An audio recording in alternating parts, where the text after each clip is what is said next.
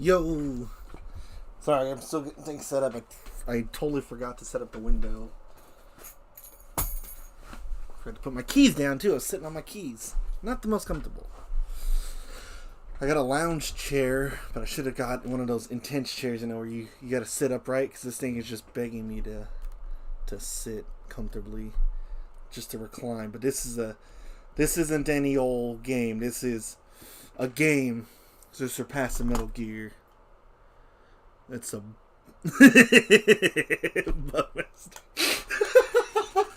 I haven't heard that in a minute.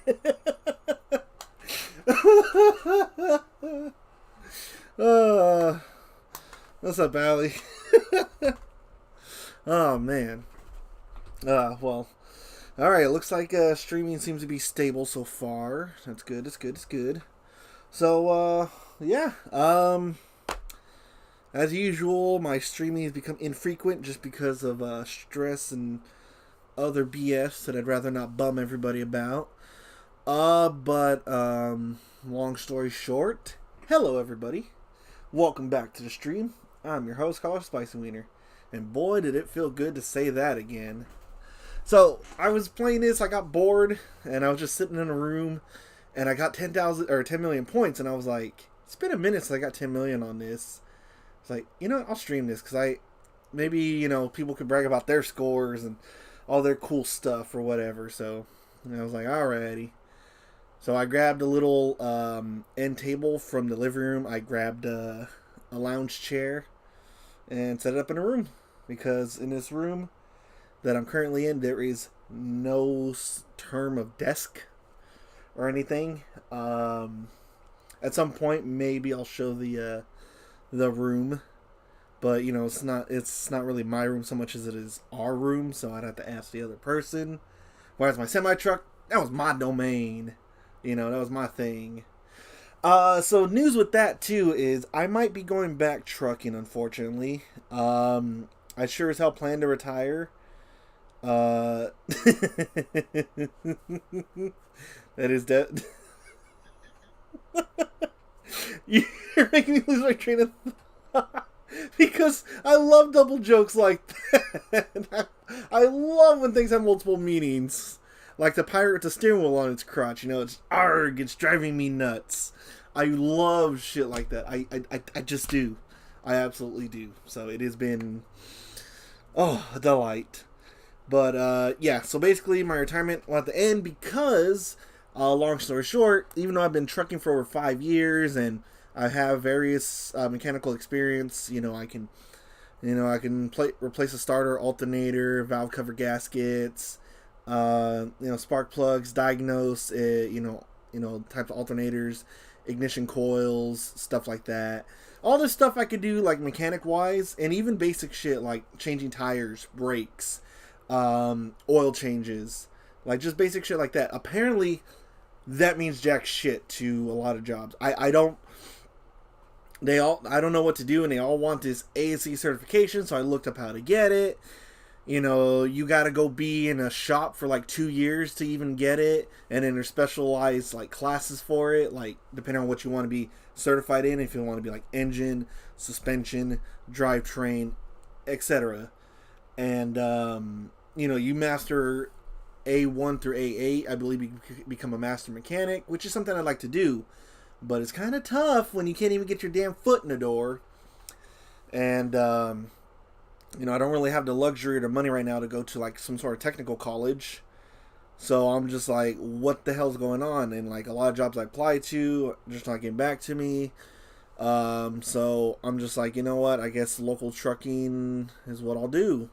Because it seems like that's all I'm good for. And it's a bit of a bummer. Sure.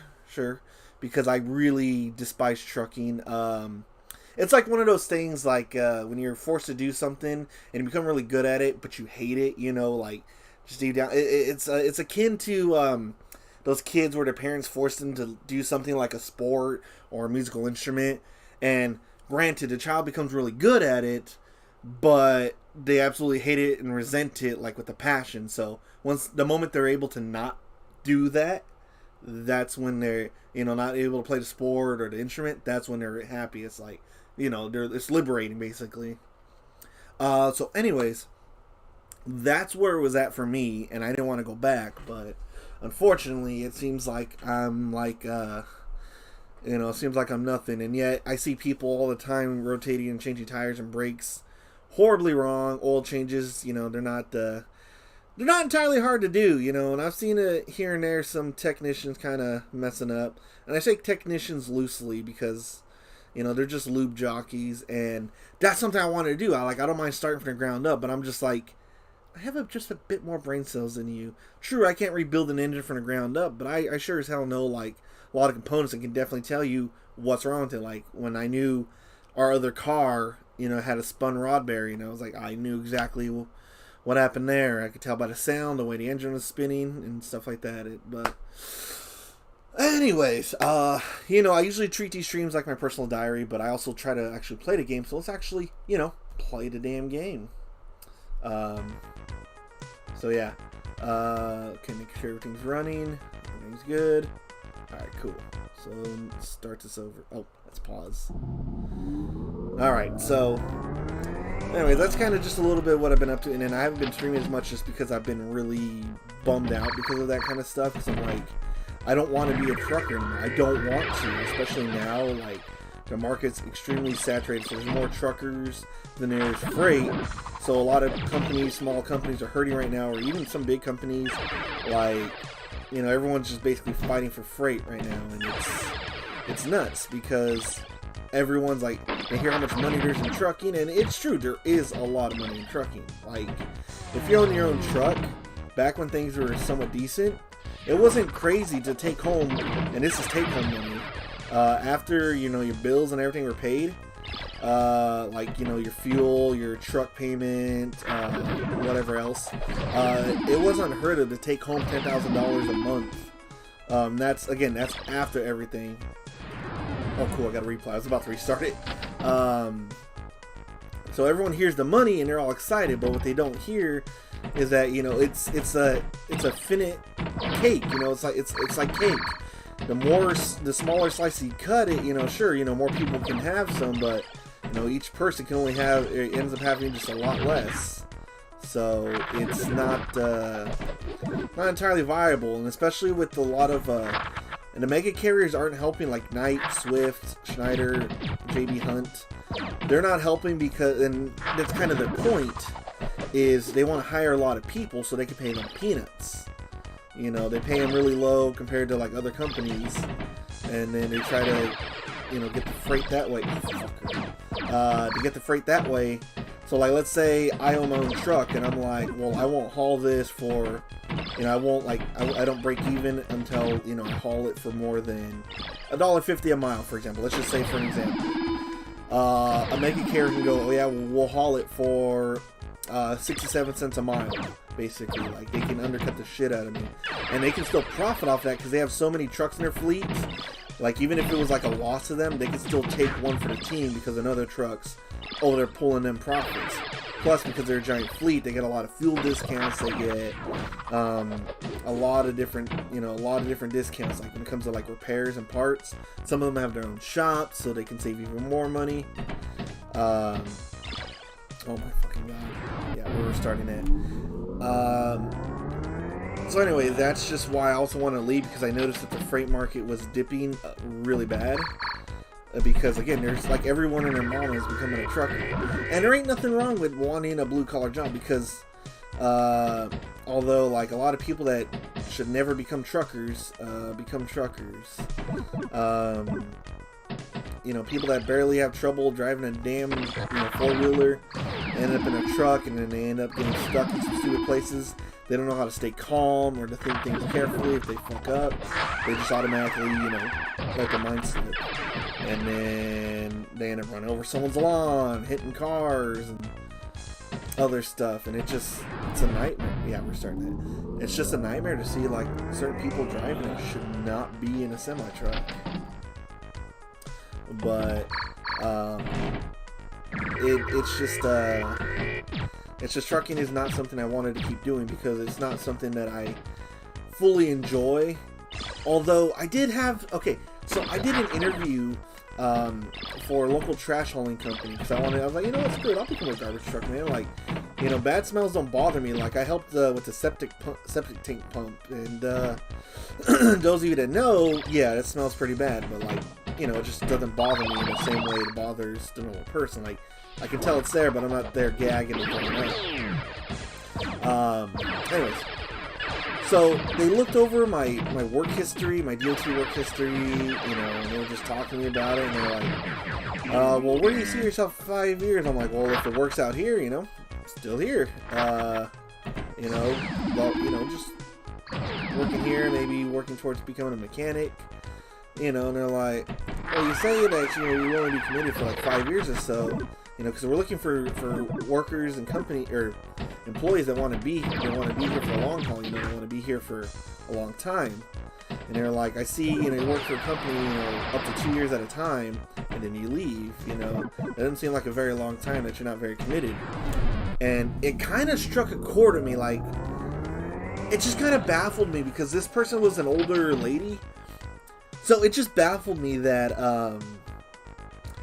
that basically 2 years is nothing to them, and they expect me to work a job for 20 some years. And I think that's the biggest problem with this job market.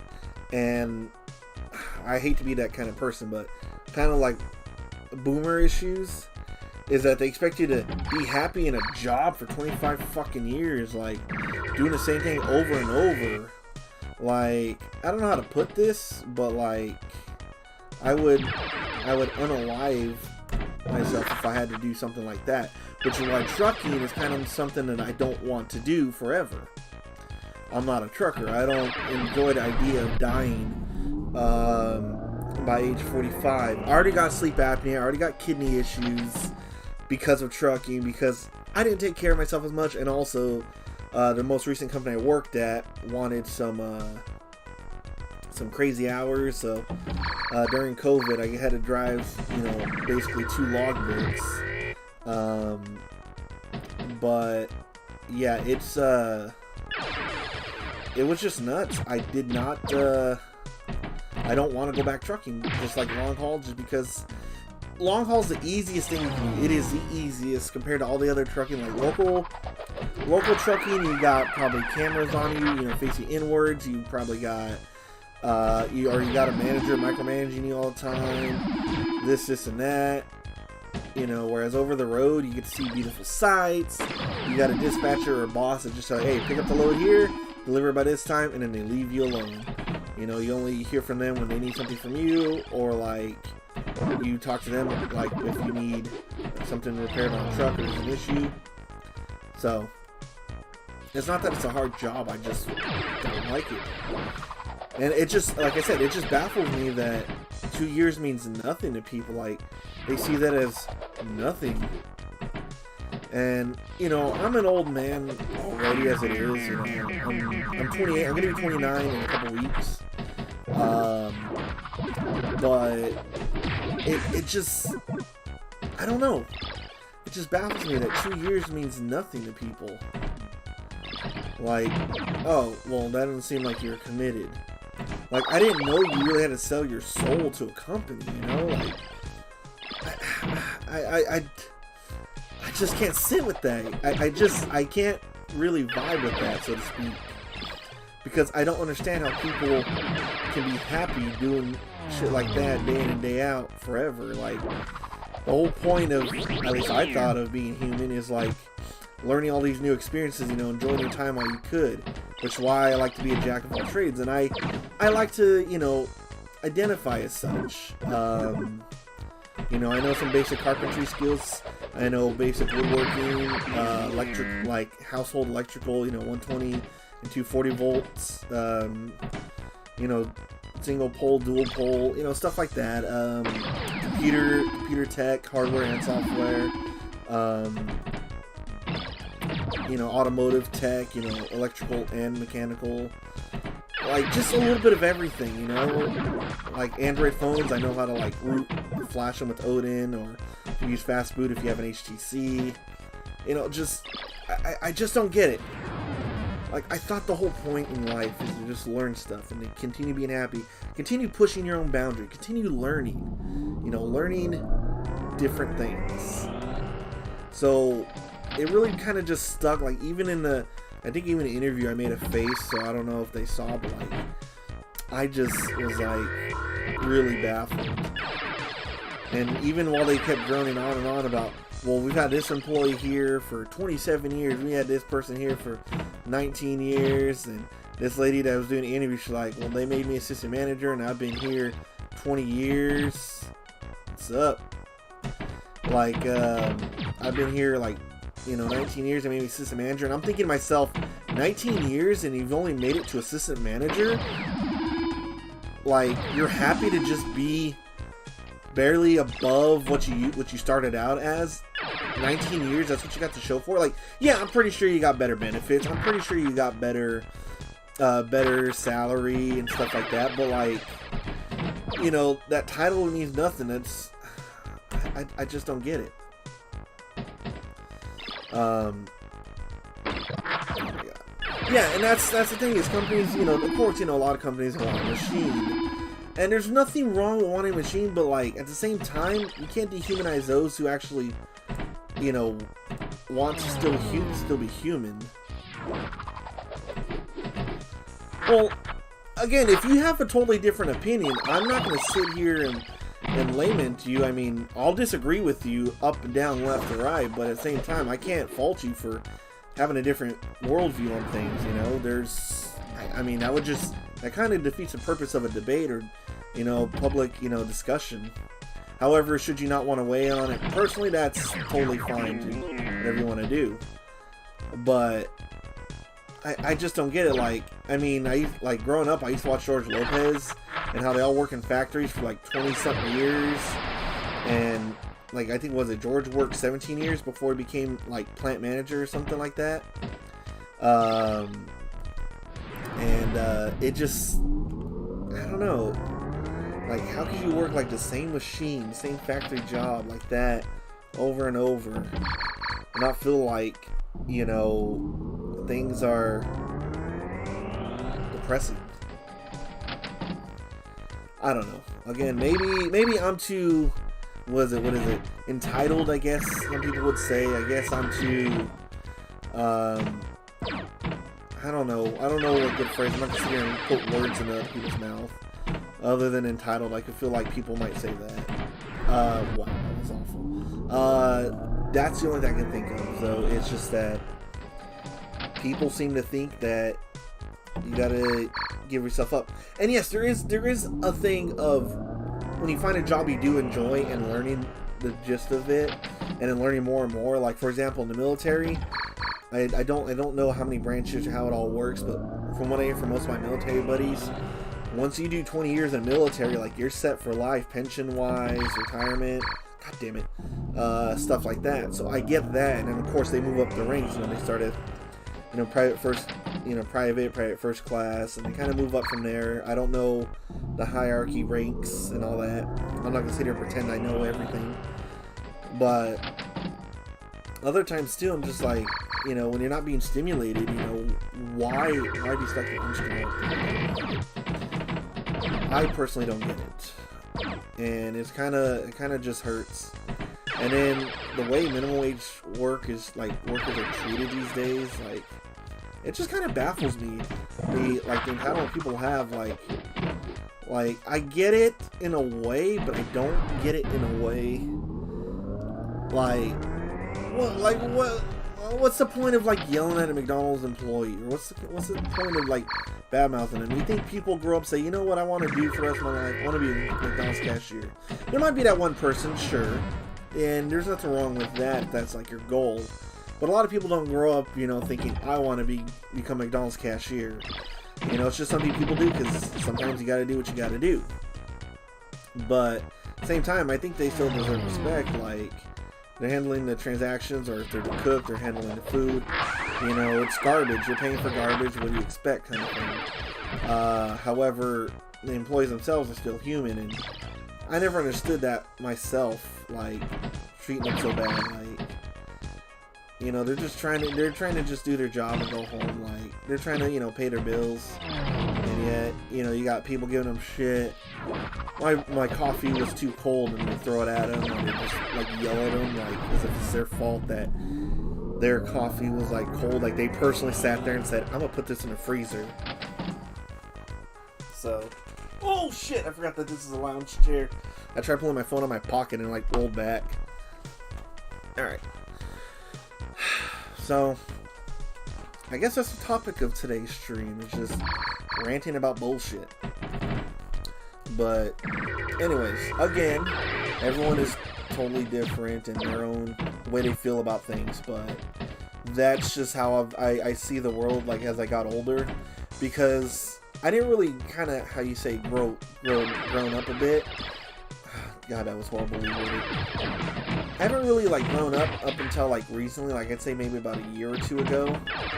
Like, before, all I did was enjoy, you know, being toxic myself and, you know, toxic women as well. Like, I enjoyed that, you know, you know, just kind of messing around in life. But now that I'm, like, I feel just tired, or feel, like, older, I'm just like, I get it now. Like, I don't want any of this stuff anymore. I just want a stable relationship. Like, I'm tired. And thankfully, with my current girlfriend, I've found that it is definitely a change. Like, me and her laugh because, honestly, like, we're neither each other's types, but, like, we work pretty well together. And honestly, it's pretty nice that we both have, like, strengths and weaknesses that mesh perfectly fine with each other in a way. And then our interests are very, very similar, music-wise, game-wise, stuff like that. But where was I going with this? I don't know. I don't know where I was going with it, but what I do know is just that I don't know. I'm just discouraged is all. I'm just kind of bummed out about it. Like, cause I've been to like 5 interviews and like no callbacks. I'm just like, damn. Or I get that email where it's like, we went with someone else. And I'm just like, okay, cool. I mean, I appreciate them telling me instead of other jobs, you know, just don't tell you shit. So you're like, did I get it? Did I not get it? Did I miss a call maybe? Or did I miss an email? But I'm just like, damn. And then everybody wants all this crazy amount of experience, but nobody wants to fucking train anymore. Like, what they don't understand is, because of the whole, you gotta go to college, like, a lot of people don't have any, like, what is it, blue collar, like, labor skills or, you know, experience. Like, everyone's just, you know, college bound. Which, there's nothing wrong with getting an education. There's nothing wrong with that at all. What I didn't like is, for the past couple decade or two, it's been, if you don't go to college, you're going to be stuck working as a construction worker or a truck driver or a bus driver, this welder. Meanwhile, these trade jobs, you're making some serious money. Like, you're making like 5, sometimes 6 figures plus benefits, labor. If you got like a union, you got like all these other perks and stuff. Like, it's crazy how like everyone used to just talk down on laborers. And it's kind of like what's going on with the... Yeah, exactly. Like, right now even, which is, again, I won't go into too much politics, but, like, in China, for example, they're having that issue right now. Like, a lot of the current generation are college graduates, but they're finding that there's, like, nothing for them. Like, there's not a lot of, you know, like, they got degrees in, let's say, social engineering, this, and, or, like, computer science, this, and that. Like, it's very, very cutthroat because there's so little jobs and there's so many people that got degrees that it's just nuts that they it's that. Yeah, it's exactly that. Like, hey man, you know, we want you to help sell this or whatever. Like, sell this product or sell life insurance. Hey, but you gotta have a bachelor's degree in business science.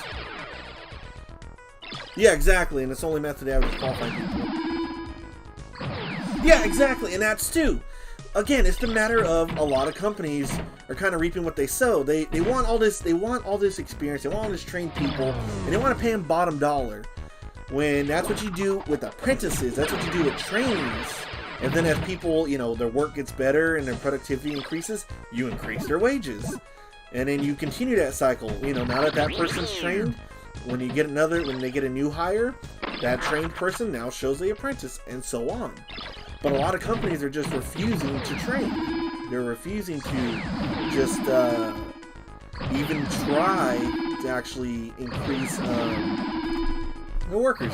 Yeah, they all want a degree. They all want trade school. Unfortunately, not a lot of people can afford trade school, which is why they go for apprenticeships or, on-job training.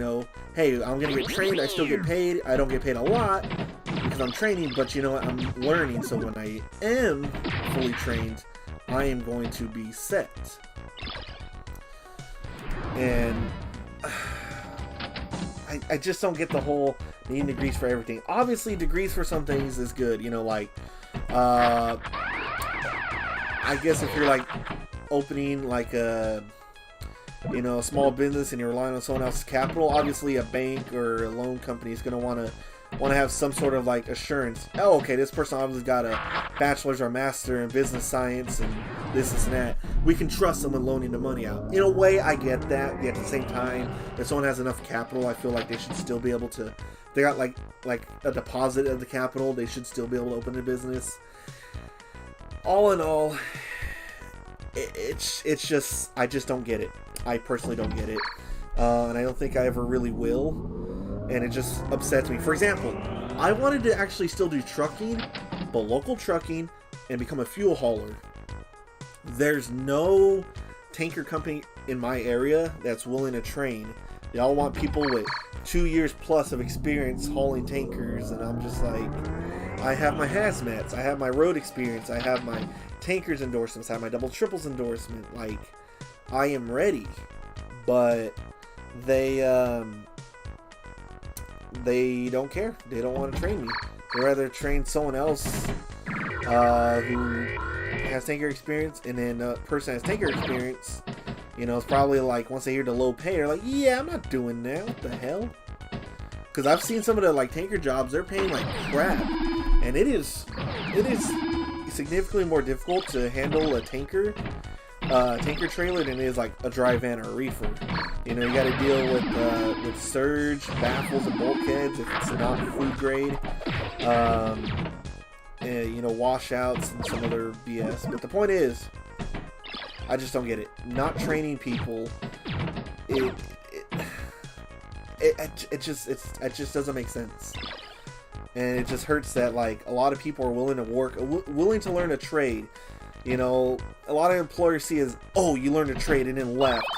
I would think that, in a way that's good, because now you can hire another person at a lower wage. New trainee, or even just someone who actually already knows the stuff, but they're just starting out, so you learn, you start them at a lower wage. So the company is saving money, because now they're not paying you crazy benefits and wages, because, you've been there long enough that you earned your benefits and higher wages and stuff like that.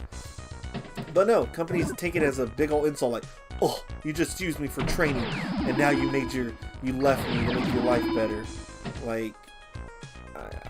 I don't see what the problem is, some companies really take it really personal, that how dare you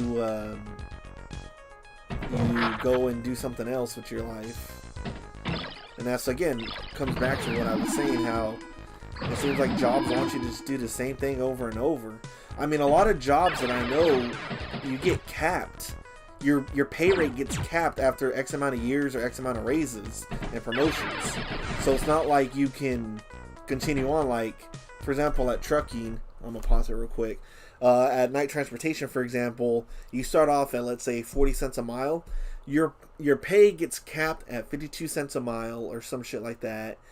Again, it's an example. I don't know the actual pay rates.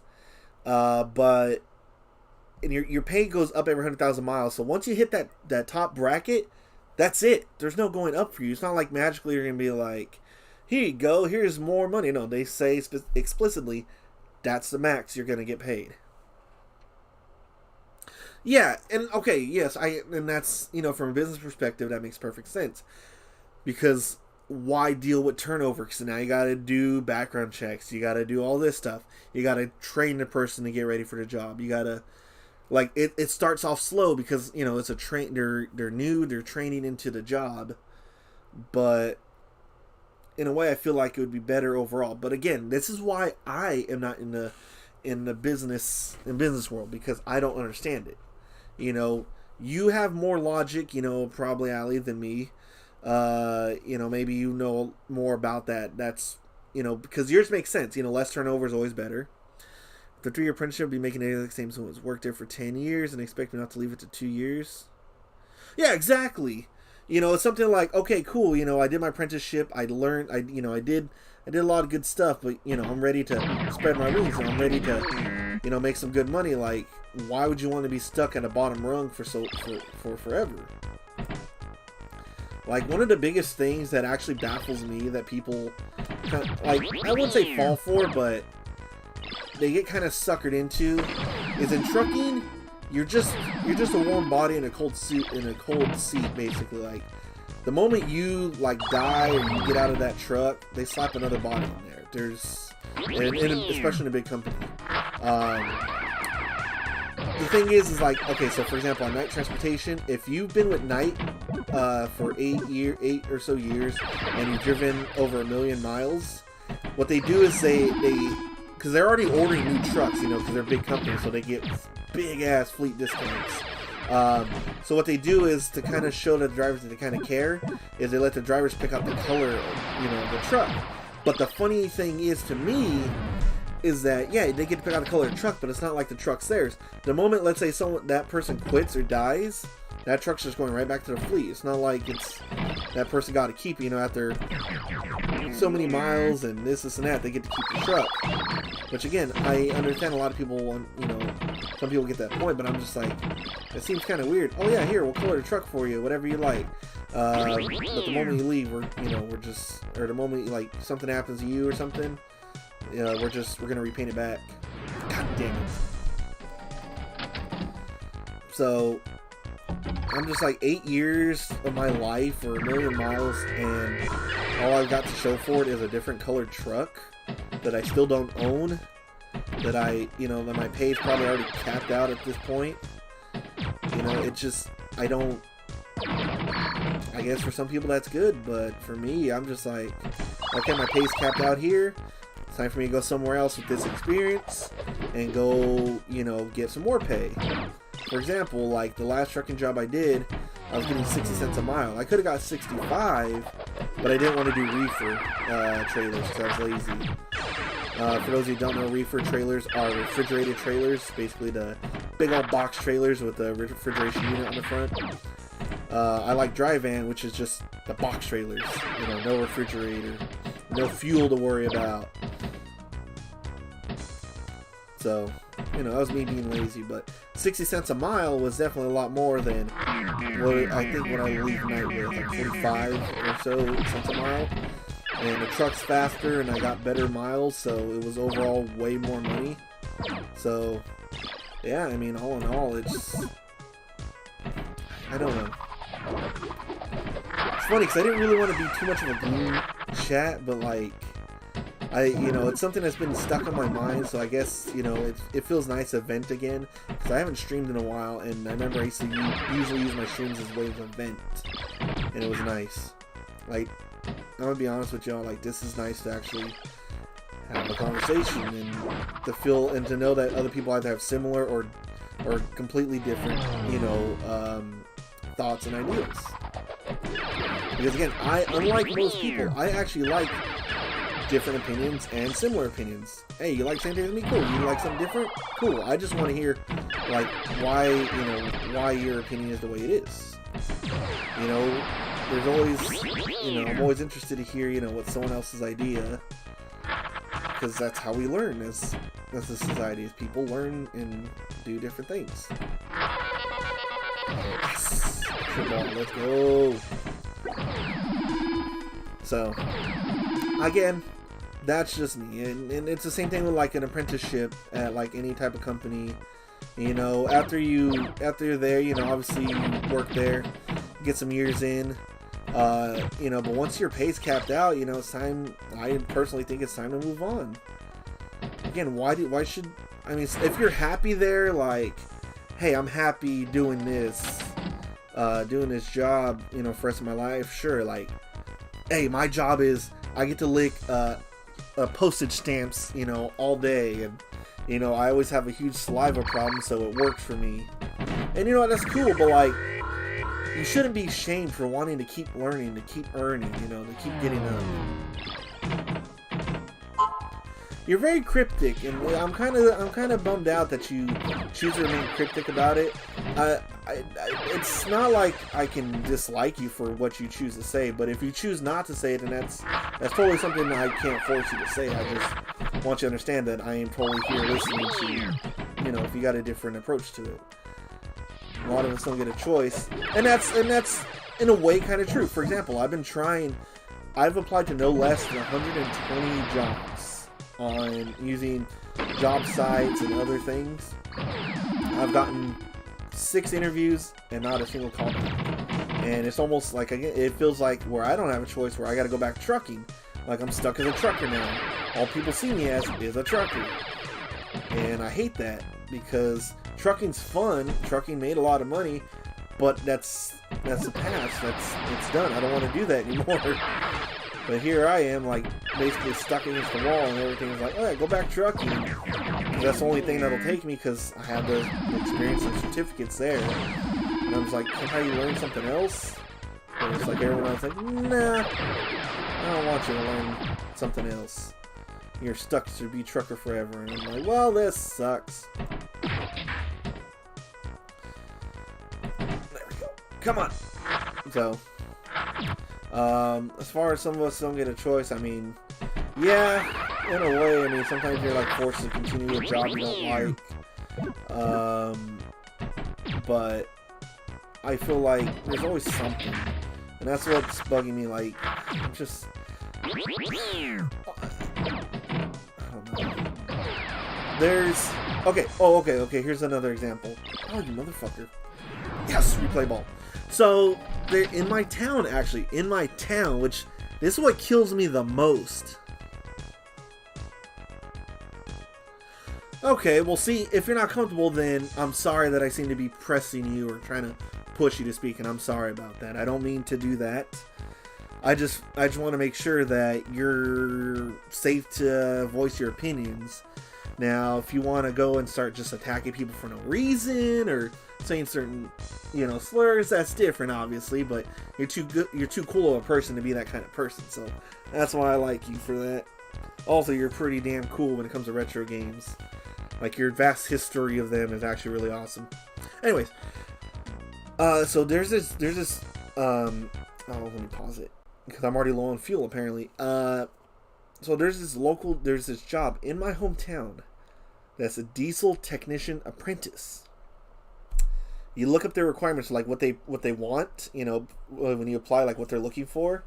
I meet all that, you know, they just want somebody who has their own set of tools, which I do. I got my own 200 and something piece set. I got my own, I got a couple impact drills. I got my own air compressed air tank, you know, stuff like that. Someone who actually, you know, knows a little bit of tech stuff, mechanic stuff, know how to work with computers, diagnostic equipment, stuff like that. I'm like, hell yeah, that's me, you know, and I'm all excited for it, and so I'm living for it, but yet, you know, I still never hear back, or they say, oh, we work with someone else, and then I look, the job still never got filled. I'm like, so then, what the hell are you guys looking for then? If nobody got the job, like, if nobody's working there, what's if no one got that position, like, what are you guys really looking for? Truly, what are you looking for? And I remember I actually got an interview to that company, but basically a tire jockey, you know, someone that just changes tires on semi-trucks. And I was like, cool, I don't mind that. And so I asked them, and they were like, oh, we like to hire from inside, you know, we got a lot of our employees, you know, they start off as tire techs and then they move up, and then when a diesel apprenticeship pops up, we have them go to that. And I'm like, huh. Because I was looking at the job position, and it says that, like, it doesn't, people that are just starting out, could easily get into. So I was just confused. So I told him I was just confused. Like, yeah, the reality is we say it like that, but we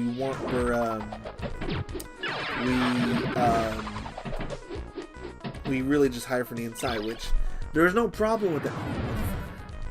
There's no problem with that, hiring from inside. Obviously you want to give the better opportunities to the employees that actually have, sacrificed their time and effort, to the job. But you can't just keep wording it like that, because I was getting really upset because the job position never got filled, and I even went back there a few times and I, checked on it because it's a local truck shop, and I asked them, hey, how's the hunt going and stuff like that, and still never really found anybody, and I'm just like kind of baffled. Because I am ready and willing to work overnights, do emergency roadside, on call, whatever they need, because I got nothing else doing, so what do I care? I mean, trucking, it was kind of the same thing, I didn't like to, but there were times I had to deliver a load at 2 in the damn morning or whatever, so I'm like, fuck, and then I got to pick up at like 3:30 in the morning, so I got to hurry up and hope that they load me quick, and then get like at least 650 miles down for the rest of the day, blah, blah, blah. Point is, I'm ready. But yeah, so even now the job's still not filled, and I'm just like laughing, like, wonder what's going on. Like, are none of the employees supposedly that you say that you're gonna push through, are they not good enough? But it just really hurts because that's what I have my heart set on. Oh, fuck, is diesel mechanics. Like, it's definitely something that's more viable in terms of job security, and I could take that job wherever I go. So, like, let's say I want to move out of state, eventually, at some point I'm thinking about moving out of state. Diesel mechanics, I can take that to any city, basically, and just, work there. Can't really take, certain job experience, places, like, I don't know, I'm trying to think how to word this. I'm not too good at multitasking, so I'm still learning. Like, thankfully pinball isn't that much resource consuming in my brain. Like, it's not taking up that much RAM, so that way I'm able to actually still focus. But all in all, I'm just like, I just don't get it. I think that could really sum up everything. Carlos. I think it really sums up everything in a nutshell. That's how I feel about it. It's just that, in a few words, I just don't get it. And, it's something that I don't think I ever really will. Because I don't know. Like, a lot of people are bummed out, kind of discouraged in life. A lot of things are way more expensive now. They can't afford things. The cost of living is skyrocketed versus wages not keeping up, or wages been stagnant. And then, I'll keep politics out of this, but I don't know. It's hard to word this. But, I think the one thing that really kind of gets under my skin is, big companies like BlackRock and, JP Morgan, Chase, and all of them. A lot of big companies buying up all the houses just so they can control the prices. And that way, you'll never really own a house. You will just rent it. So after all the money you pay, you're not owning it.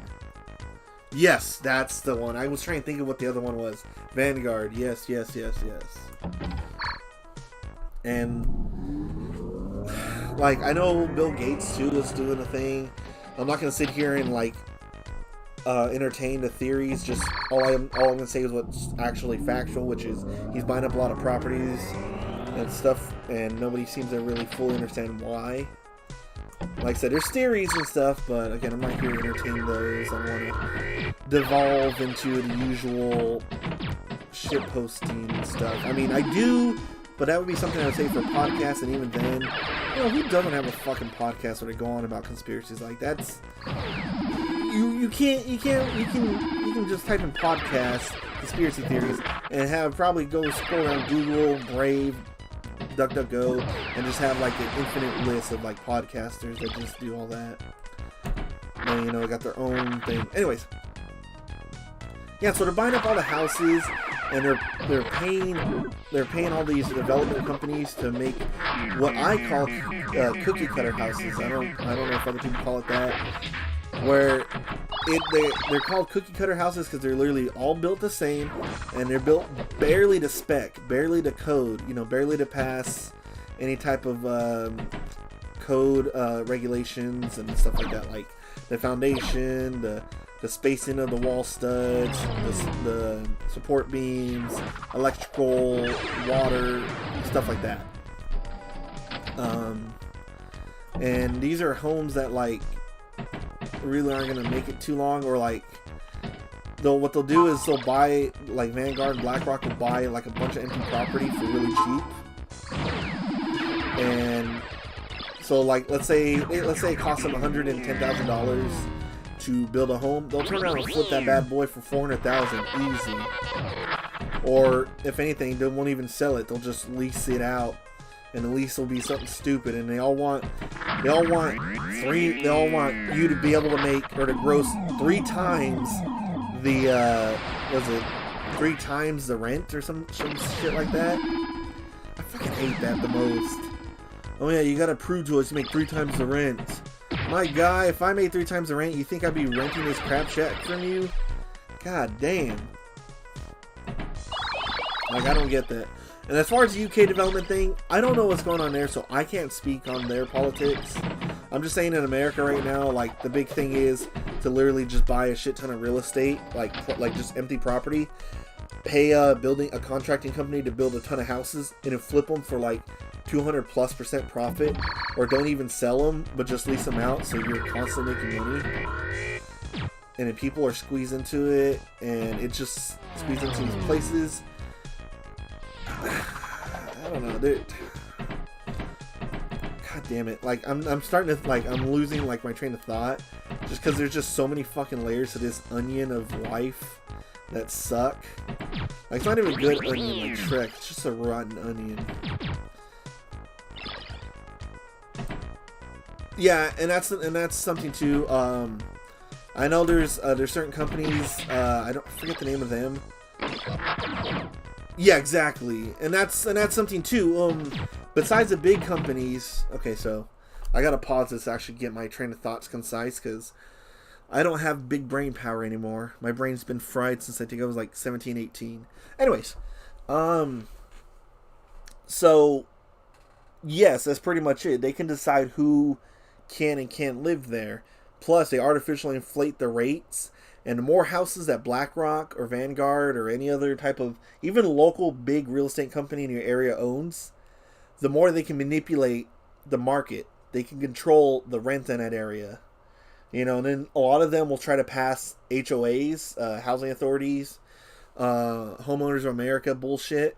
Or like, oh, your grass can only be like this, or you can only have these type of potted plants, or do this, do that. No cars parked on the streets, or cars must be in garages, or some bullshit. Like, they have like crazy limits, because they want to keep their property values up, so they can turn around and sell a crap shack for the price of like a really nice house. And in my area during COVID, oh man, it was awful. Oh shit, I gotta my PC battery's low. I love the battery on this though. It's really nice. Anyways, give me a sec. I will continue that thought in a moment. Just grabbing my charger.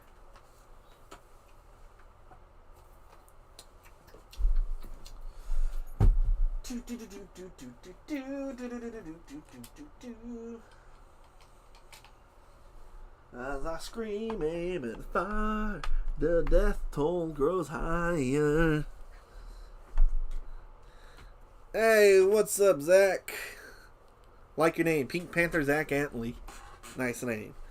Yeah, and that's the thing too, and that's kind of what's fueling conspiracy theorists. But it's kind of hard for it to be conspiracy when you kind of see it unfolding before your eyes, when everything's on a subscription-based service, you know. Like, anytime there's a chance to nickel and dime the consumer, companies find a way to do it. Like BMW with their heated seats, the subscription, and some other BS. You know, Tesla and their own subscriptions. Like, everything on subscription. No longer can you go to something and buy a lifetime pass or something. You know, or, like, it's hard to find physical copies of a lot of games nowadays. It's just like, everyone's like, oh, it's so much easier. You can get a Steam key or online, you know, copy of it. But it's like, sometimes if it has DRM, you don't really own it because it has DRM. Yeah, and that too. And that's another thing too, is like a lot of the baby boomers point out, they always point out, well, when I was your age, I owned a house and this and that. Well, the thing is, there wasn't really a credit system back then. There was no credit checks, and you had to have a minimum of 780 and to do this and do that. You know, there was no real crazy penalties, nor were there so many regulations on buying, selling, not to mention the wage gap and the cost of living and housing was not as fucking expansive as it was. But here we are. And yeah, exactly. But the point still remains, though.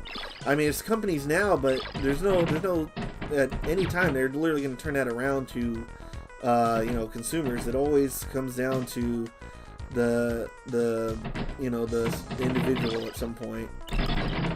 But yeah, okay, I lose my train of thought. So what happened in my town during COVID was that a lot of people couldn't find homes because everyone was just like selling their homes like crazy, because I forgot what happened, but the real estate just exploded in my area, or in a lot of areas. I forgot what caused it, but like, people couldn't afford homes or rent anywhere because the rent would go, let's say this apartment was $700. It skyrocketed to $950 within the same year. Like, a bunch of other BS because people were like, man, I'm losing money. This and that, you know, the property owner. But like, I don't know. It was horrible, you know, seeing families not being able to have homes, or like like so many families are crammed into a single family fucking home because they can't afford to go anywhere else.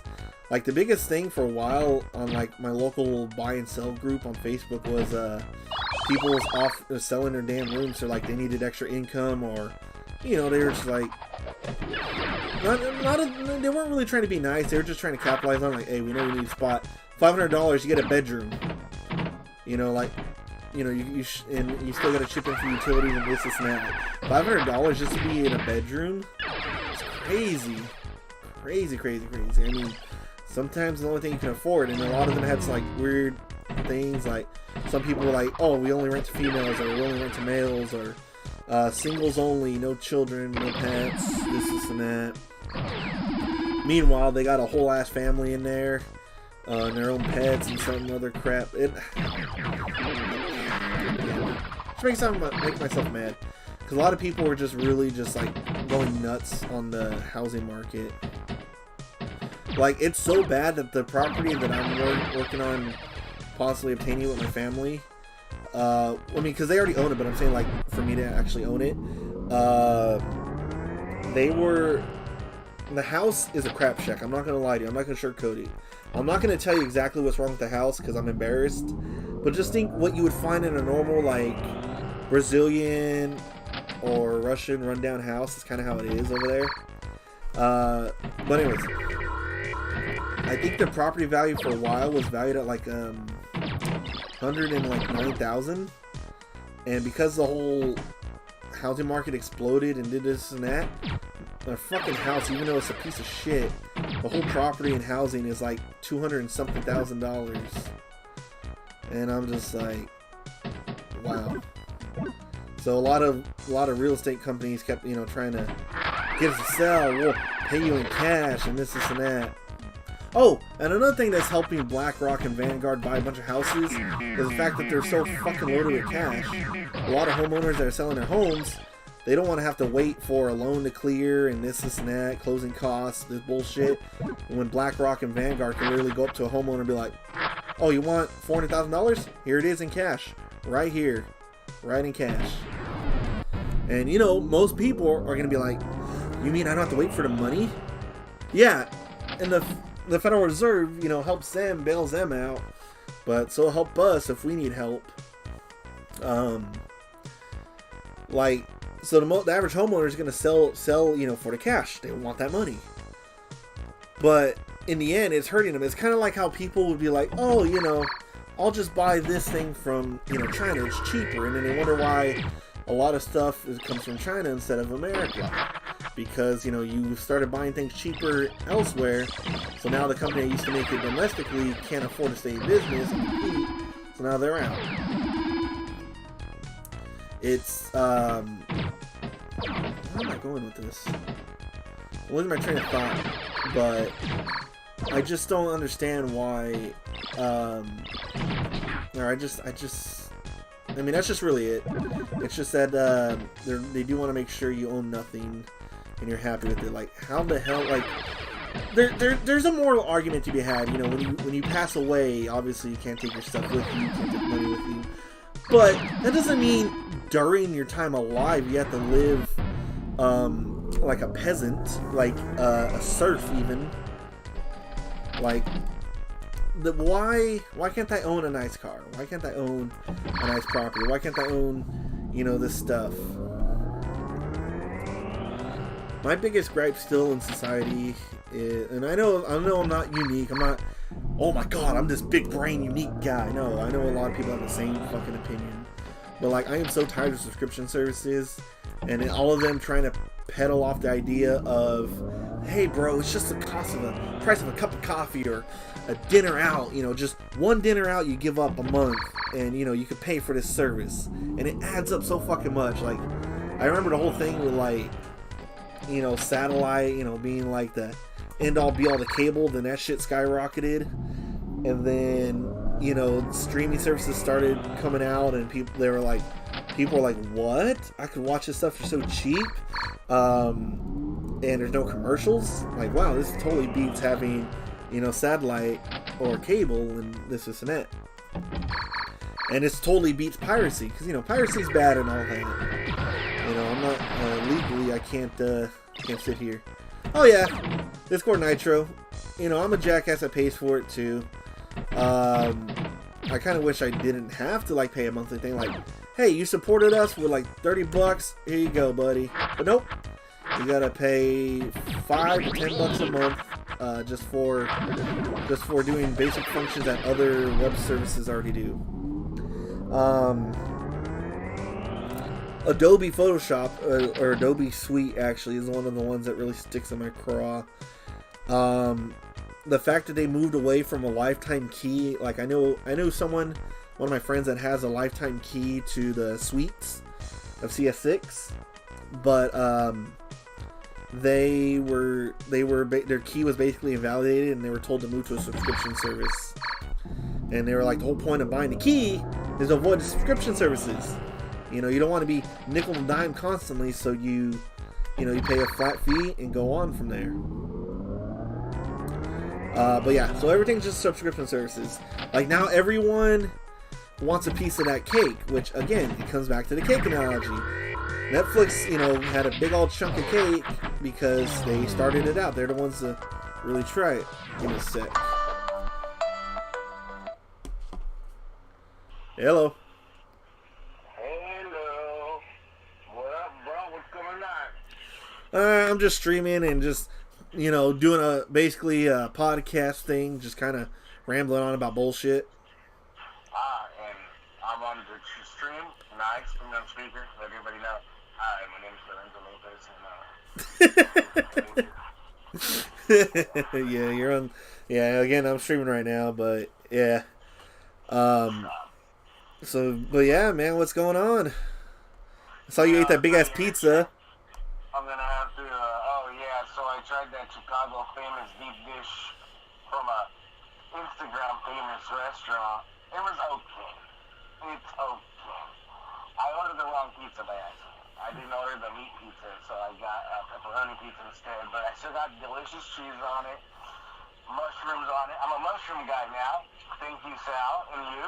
You know, and you guys have made me eat mushrooms, and I enjoy them. I'm a fan. I'm a fan. Which one of our friends said that mushroom tastes like cum? I thought it was Me. Sal. It was me. Oh, it was you? Yes, How it did I was me. forget So that? I didn't want to say it, but yes, they normally taste like cum, but I guess I'm okay with the There's flavor. different mushrooms. That's just making me laugh. I don't know, man. It's just the smell. It has like a smell of semen, so that's why I've never really ate them. That makes There's, sense. there's also a bush that smells like semen too. You know, like cum. And I was Yes. like, I used to pass the old apartments where I used to live by the highway by the 99. Those trees always smelled like cum, and I was like, man, what are these homeless people doing? Because there was a homeless community in that alley next to the highway. So I was like, God damn, dog, those little kids. I didn't know what it smelled like till I was a teenager, and I'm like, oh God, that's gross. Poor tree. No wonder it's green. It gets nothing but protein. But yeah, man, crazy. And now, talking, hanging out with you and Sal, I'm like, I guess I'll try, mushrooms, and I have, so I'm okay with it now. I think what really made it for me was I tried some Japanese food. Also, you know how I got that sushi, that ramen and sushi? Uh-huh. Last time I stopped there, I got steak, and you know how the Japanese steakhouses usually chop up mushroom, onions, and stuff like that? Uh-huh. And I'm like, I'm eating healthy now, so why not try mushrooms and broccoli and all this? So I'll just bite it and take a piece of steak with me at the same time. And I just got used to the taste, and I'm okay with it. I like it. What state you in right now? You still in Chicago? Yeah, I'm in West Chicago. I just left West Chicago right now. I'm gonna go to the main city. Like yesterday, I was in the main city, downtown, delivering. What the hell? Yeah, in the middle. I mean, I was downtown. So cool. It was interesting too, because I passed by a few parks, or a main park, and I think it was a campus. I don't know if it was a college campus or whatever it was, but uh, you know how in Madera, well, I don't know. I think like in California, there's homeless people and they have their camps. Uh-huh. I saw something like that, but these guys have like orange tents, and they look very comfortable compared to the ones from California. I don't know if they are, if it was a homeless encampment I saw, but it was like orange. It looked like it was thick. I'm assuming for the winter, because it gets cold here. It's like below 50 degrees where I was at yesterday in Chicago. So yeah, these homeless people over here are living large in a big old, pretty cool looking tent. Multiple tents around the park. So I'm assuming they are homeless people's shelters or whatever. Yeah, probably. Crazy. Yeah. But I was, like, it's like the first time in the actual downtown Chicago area where there's like people and moving around, just, those restaurants that are, kind of reminds me of Boston when I was over there. Get you a hoagie or something. Man, I don't really care for going through Boston. I like Baltimore. Oh, damn, did you hear about Baltimore? The recent news thing that happened? No? Okay, so that's just badass. I know, me and my politics. So I guess they're not saying what color the people. Everybody's assuming it was white people. It was three white adults and like four kids, about 12. They were from middle school, like from middle school in Baltimore. Oh wait, are you talking about that thing that where the kids walk into the house? No. Oh, I don't know if they walked into the house. I heard the parents and the kids knocked at a kid's house, another 12-year-old white kid, and the dad answered and he's like, "What do you guys want?" Like, "I want your kids to come out so you can get jumped or something from the fight, you know."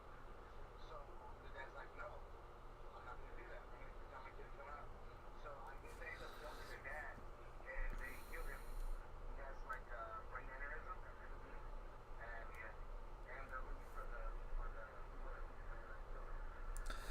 Jesus Christ.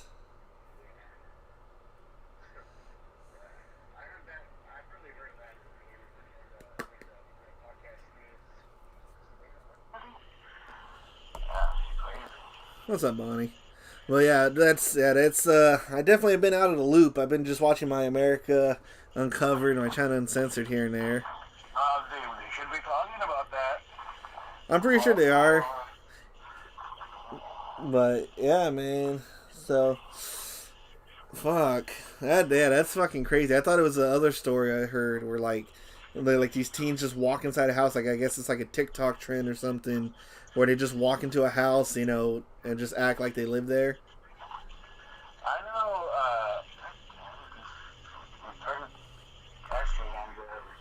I know. I seen one like that. I heard it was in Europe or in London or something, where these Africans walk in, and I'm assuming they're refugees. They walk in because they have an accent and everything. They walk in and they're like, "Yeah, I'm chilling. I'm checking it out and they're recording." And then the guy's like freaking out, and the kid just sits down on the couch, he puts his legs on the table, and then just records it and walks out. Yeah, that was definitely strange.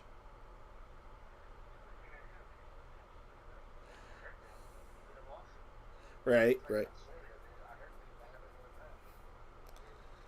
Exactly. Oh yeah. I don't know.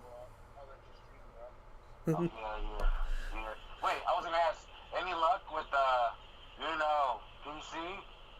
Oh shit! I'll be doing that right after I pick her up from work. I promise. I'll do it. It'll be around like 6. Just let your parents know I'll be there around like 6:30. I'm what they call sad and depressed. Why?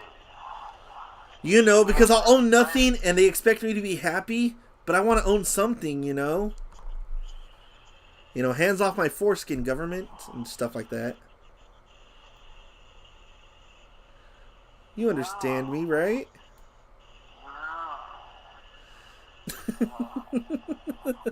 Don't hate me, please. I'm sorry, sir. I get the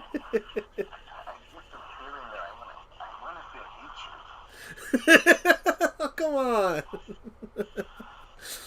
I'm the furry guy. Come on, you can't hate the furry guy. You sound like a defeated ex-military guy that can't go back into the military because he got rejected for the medical reasons. You sound defeated. I am defeated, man. I'm already sad. Oh, man. Well, good luck, man. That's life. I get pegged every night now. Oh, that's a choice. That's not a... that's a choice for sure. I'm sad and bored now. Hey, I need to talk to Laura. What is going on? She wears the pants in this house now. She got me the maid outfit. Nice. For her, right? No. She said... For years, like you like? She says, she's like, here, you're going to be my furry maid or I'm going to peg you. And I was like, I don't want it. She goes, you have no choice. I think that's domestic violence. My ass sure feels like it. There's programs out there to help people like you, I'll have to call social services or something. They show up, are you okay, sir, ma'am? No, yes, I'm fine. She only does it because she loves me. We peg because we care. Well, yeah. After I'm done streaming, though, I'll call you back, and then we'll chat unfiltered, so to speak. Yeah, you just spoke about cum earlier, and you brought it up. I try to avoid the subject. Which I appreciate, but no, that's fine. I know we tend to use language that's not very PC, so that's why I was like, Well, that part we avoid, but the I talk do about that. when it comes to like someone that's like a furry like me that streams, I mean I think it's pretty just kind of self explanatory. Usually it ends up in that topic realm. Everything, like, we could be talking about politics and then it's about cum all of a sudden. Like, yeah, it's like, wow, not cool, man. We're talking about food and then you put cum on the food and you're like, wow, it went back to cum. Interesting, interesting. Did I ever tell you about the furry story and how like at a furry convention they all jizzed on pizza and ate it? Well, I mean, did I ever tell you about the, oh, you didn't play football. Never mind. You ever cum on a cracker? Oh, I played that game before. Yeah, I guess band nerds did it too. Disgusting. Ew. Oh, I got plenty of stories from band and color guard days. The things they used to do on the buses. I'm disgusted just hearing it. Like, at least all the guys in my team were all guys, and we did nothing like that. Well, you're trying. We were a good Christian football team. We prayed before football games. We prayed after, and we said God bless after everything. And we, thanked our opponents. Ugh.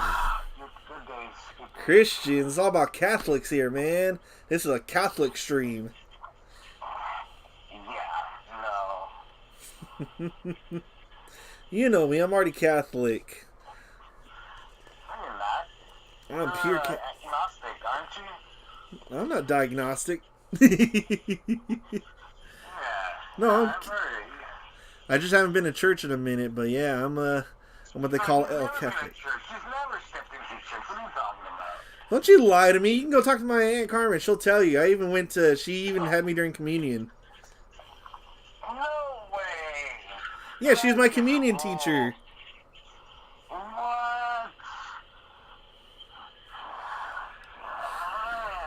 Well, it didn't help you at all.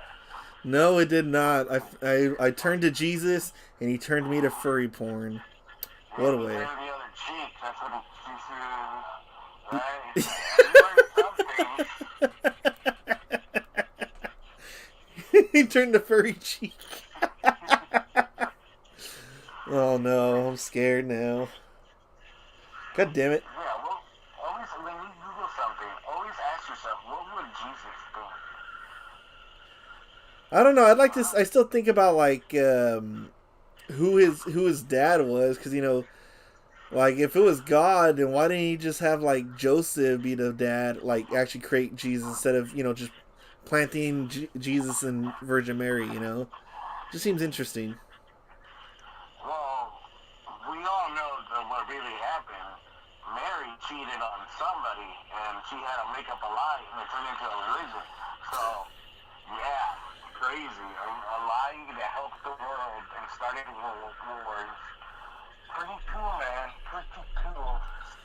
That's almost like describing Christianity. Don't make me hurt you. Christianity goes on crusades. We Catholics are a peaceful bunch. Are you serious? Oh man, you know me. I don't practice. I was raised as a Jehovah's Witness, so like I ignored everything. Really. Have you read the Watchtower lately? I don't even know what that is. Is that a Stephen King novel? No, stupid. That's a Jehovah's Witness pamphlet thing. That's what they always hand out to you. No way. Yeah, mine was in Spanish. So what would it be in Spanish? Remember, I'm Mexican, hardcore compared to you. You're just whitewashed like 20 generations or that. I am pretty whitewashed. I don't speak Spanish other than no mas pantalones. Yeah, where the hell did you get that from? Simpsons? What? The Watchtower? Futurama? No more pantalones. No, I showed you the fucking source. It's from a Progressive commercial. Like Flo's talking about how she has better deals or whatever, and the other insurance guys, were like telling lies, so their pants are on fire. And then like at the end of the commercial, the guy goes, "No mas pantalones." That's true. You did kill that. Damn, crazy. ¿Qué pasó? ¿Qué pasó? ¿Qué pasó? ¿Cómo está, señor? Oh, damn. Too much burritos? Mi estómago es duele. Estoy mal. So I know some Spanish. I just don't care to speak it because then I'll get deported. Oh, no, I didn't even speak Spanish today except to the mechanic. I went to again, in West Chicago to the yard, to a shop there to get some tires. And the guys, the whole truck repair place is run by Mexicans, and they speak their dialect, either Triqui or Mixteco. And I was like, whoa, crazy. I feel like I'm with my neighbors again. That's what they used to say. What? You didn't go to a Serbian truck stop? No, I guess we're getting the tires from this guy. And we're no longer going to Aki's, or whatever it's called. Oh, thank God. To get work. Yeah. Crazy. We're still parking in the yard, but we're no longer getting their service for some reason. So, yeah.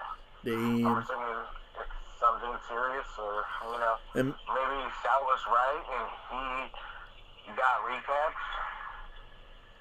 Right. That could be. Like, oh no, we lost a good one for that.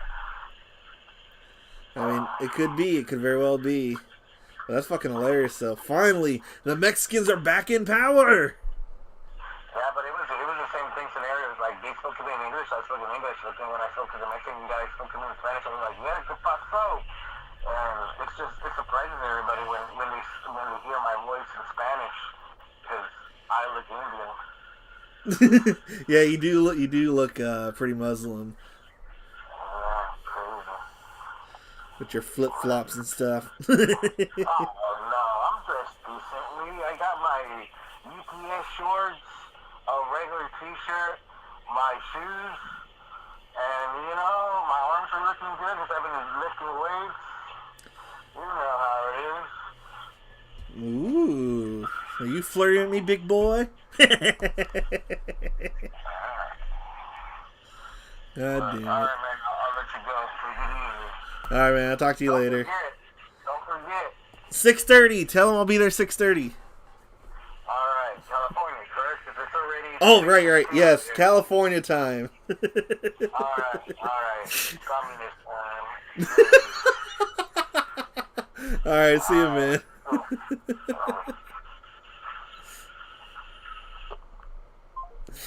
All right, my apologies for that. He's my buddy Lorenzo. He's the OG trucker out of the group.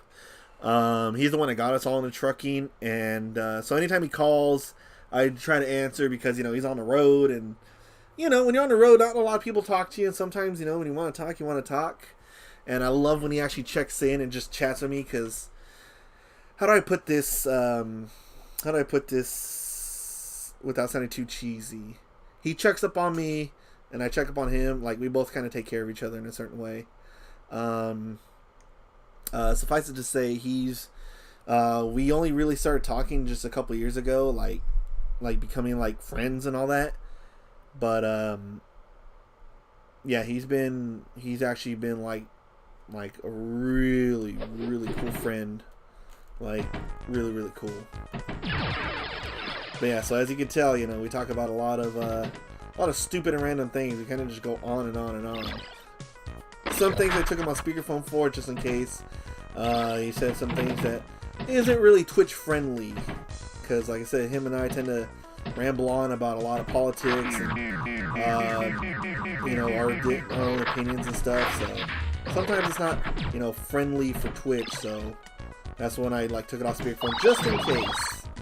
Because I'm not going to lose my account or whatever. I almost lost my account back in the past, actually, because I once had a friend on to stream with me, and I told him, like, hey, when we're on the stream, don't say these certain words. I know, in our friends, our friend groups, when we're all talking shit to each other, we say this and that, but don't, whatever you do, don't say this. Don't say these. How the fuck? Fuck that. I was like, so don't say any of these things, I think we made it 5 minutes into the stream, and I believe he drops the N-word. And I was like, dude, you don't even normally say that. Like, what the hell? I think we're playing Modern Warfare 3 or something. But like, I'm just like, God damn it. So the point is, it's just like, I'm not a big fan of that. But yeah, for Twitch itself, I just try to obviously be more safer. But no, I just didn't get that. But no, at least with like Lorenzo though, it's just more so maybe he has like opinions that people don't really align with. How do I put this? I know for a while he watched a lot of, was it Tim Dillon or Tim Pool? I want to say it's Tim Dillon he used to watch a lot. I don't know. Oh, and then Ben Shapiro. And is he still subscribed to Daily Wire? I think so. But, yeah, pretty much so. Like I said, some things he might say that, you know, that's why I was just plain cautious. But he already, once he heard it was on stream, he was actually very cautious. Like, a lot of the words he was saying, even when I took it off speaker, were pretty good. Because I actually do like he's very respectful and he's always been very cool. But yeah, so he's just a really cool friend, and so that's why when he calls, I try to answer the phone, because again, he's really cool and the least I could do. After all, he's also bailed me out too. You know, he's been the Federal Reserve for my AIG and bailed me out whenever I make stupid decisions with my money. Although it's not stupid decisions so much as, you know, lack of income. But anyways, cool. Pretty much so, yeah, back to what we were talking about. I just don't like how society's going through all this, and people are just becoming okay with it, and then they even got like basically simps, like corporate simps that are like, come on bro, what's wrong with subscription? You know, it's good to do this, this, and that. And it's funny that, now, for legal reasons, I must state, piracy is illegal and you should not do it because there are huge fines and imprisonment should you be caught pirating stuff. But, going forward, but going forward, what I was trying to say is, like, because of all the subscription services and people get tired of all the stuff being fractured, you know, oh man, I love this show, it's on this service, you know, you know, now I gotta go to this service and this service and this service. So what the average consumer was doing, which I'm pretty sure a lot of us do, is we password share. So for example, I pay for Hulu and HBO Max. My mother pays for Netflix and shares for Netflix. One of my sisters pays for Disney Plus and shares that. And oh fuck. And what else? Oh, and then my girlfriend pays for Paramount Plus, so I use that.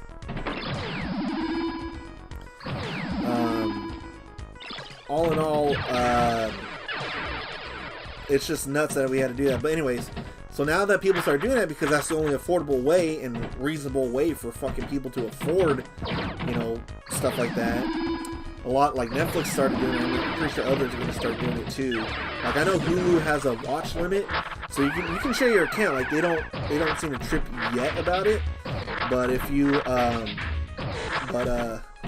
they basically have a thing where like the maximum of like 2 devices for a standard account can watch, and any more than that will get an error saying too many devices on at any given time. So basically the other person will have to wait. Or for, I think it's like a couple extra bucks a month, they can have unlimited devices watching. So Hulu doing it that approach is kind of better in a way. I'm still not happy with how it all is, but I mean, at least with Hulu, they're like, hey, it's gonna happen, people are gonna password share. Let's just go about it this way, which I can tolerate to an extent. I did notice that Paramount Plus is not very VPN friendly. They once they detect that you're a VPN, it refuses to load streams until you get off the VPN. What else?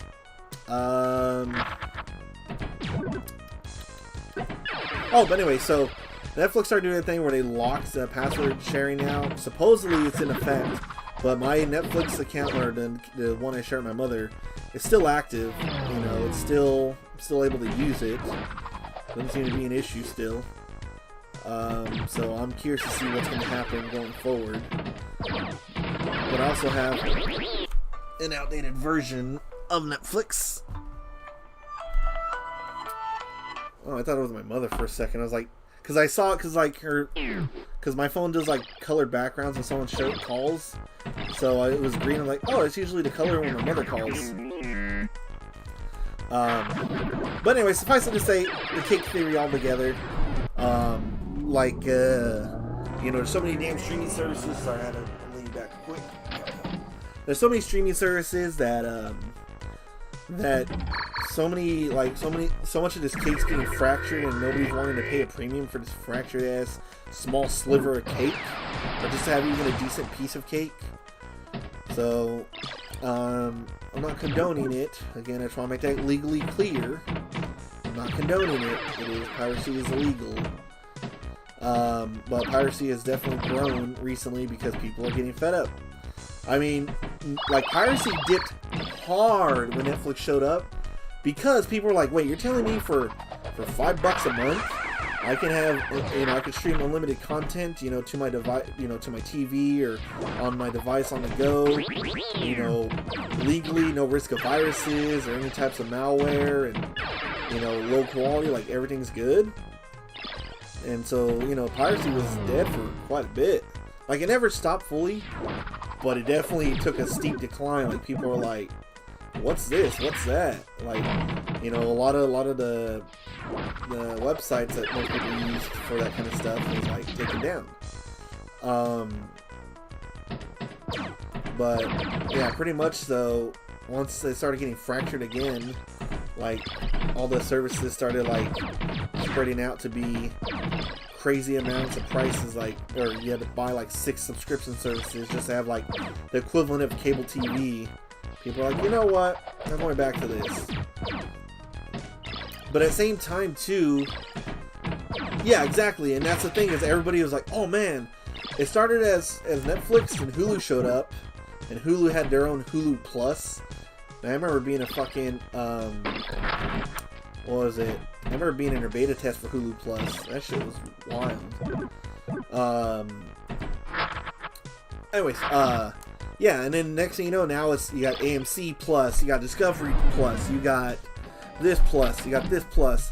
Yeah, and it's not only that, but now they're fighting each other for licensing rights. So they'll be like, let's say there used to be this good show that was shared between the two, for example. Now they'll be like, oh, we still want to stream this, you gotta pay us. We know your fans, we know your customers love this stuff, so you're gonna pay us a premium. So yeah, and then so Netflix started hemorrhaging some serious money because of that, but it also doesn't help that Netflix makes stuff that honestly isn't that great, or truly just spits in the face just for the sake of brownie points for someone or from someone. I still haven't figured out the exact reason. Kind of rewriting history in a way. I just don't get it.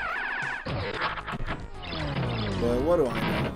Like, I know, like, a lot of memes, like, if you go on, like, through Google Images, for example, and type in a movie title and a Netflix adaptation, is usually someone else, like, it's like just a whole different race than what the original story used to be. But that was like just the other nail in the coffin. But the main thing that really hurt Netflix was, again, the content providers literally making their own stuff, where now everyone has their own fucking streaming service. And now you gotta pay, fucking hundreds of dollars a month. Like, if people were to legally do it, it would be hundreds of dollars a month. That's totally the price of a cup of coffee, But damn, that's a lot of fucking coffee.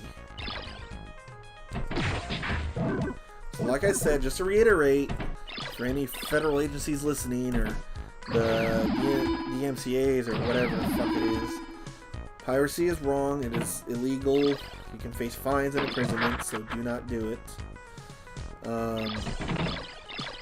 But yeah, pretty much so, it's just crazy that, like I said, piracy just came back because of basically greed. Like, people were happy to pay some money. Like, they're like, you know what? Fuck it. They pay that money for security and a service. You know, they're paying for a service. But now they're paying for all these fucking services. It's just like nuts. Ooh, that sounds awesome. Yeah, I like every now and again when I come across your tweets when you're talking about like sports like wrestling or hockey, and I just love seeing how passionate you are with them, or just how I just want you to know that every time I see your tweets, I smile. So I love when you tweet about stuff like that, even though I don't understand a single word of it because I don't watch hockey or wrestling. I haven't watched wrestling since WWF. But I still just love your tweets. But yeah, Peacock's a good one I've heard, and they're the ones who have the new Puss in Boots, and I've heard that they got like some other stuff. Like I know there's other stuff too. Like how do I put this? Like there's Tubi, Pluto, Peacock. I know like I forget which service it is, but basically with the way services are going now. Like, people used to bitch about ads, and I know I still am. But some ads, honestly, I don't mind. Just because, like, now, I'm like, you know what? It's like back in the days where you could actually, oh, cool, it's a commercial. I can go pee now. Or I can go grab some water, grab something to eat. You know, it's like that kind of thing. I like the ads. And then also, you know, I could just mute the TV for the ads. But I know there's some crazy shit that they're trying to do with advertisements where they're trying to make it to where you can't mute them or skip them or like it detects if you're not looking at the TV. Like supposedly, I saw something about it. I could be totally remembering wrong, but Sony had patented a way for advertisements on TV where in order to close the ad and continue resuming watching a program, you had to shout like the code that the commercial would provide you at the end of it. So like if it was McDonald's, for example, you'd have to actually shout McDonald's at the TV,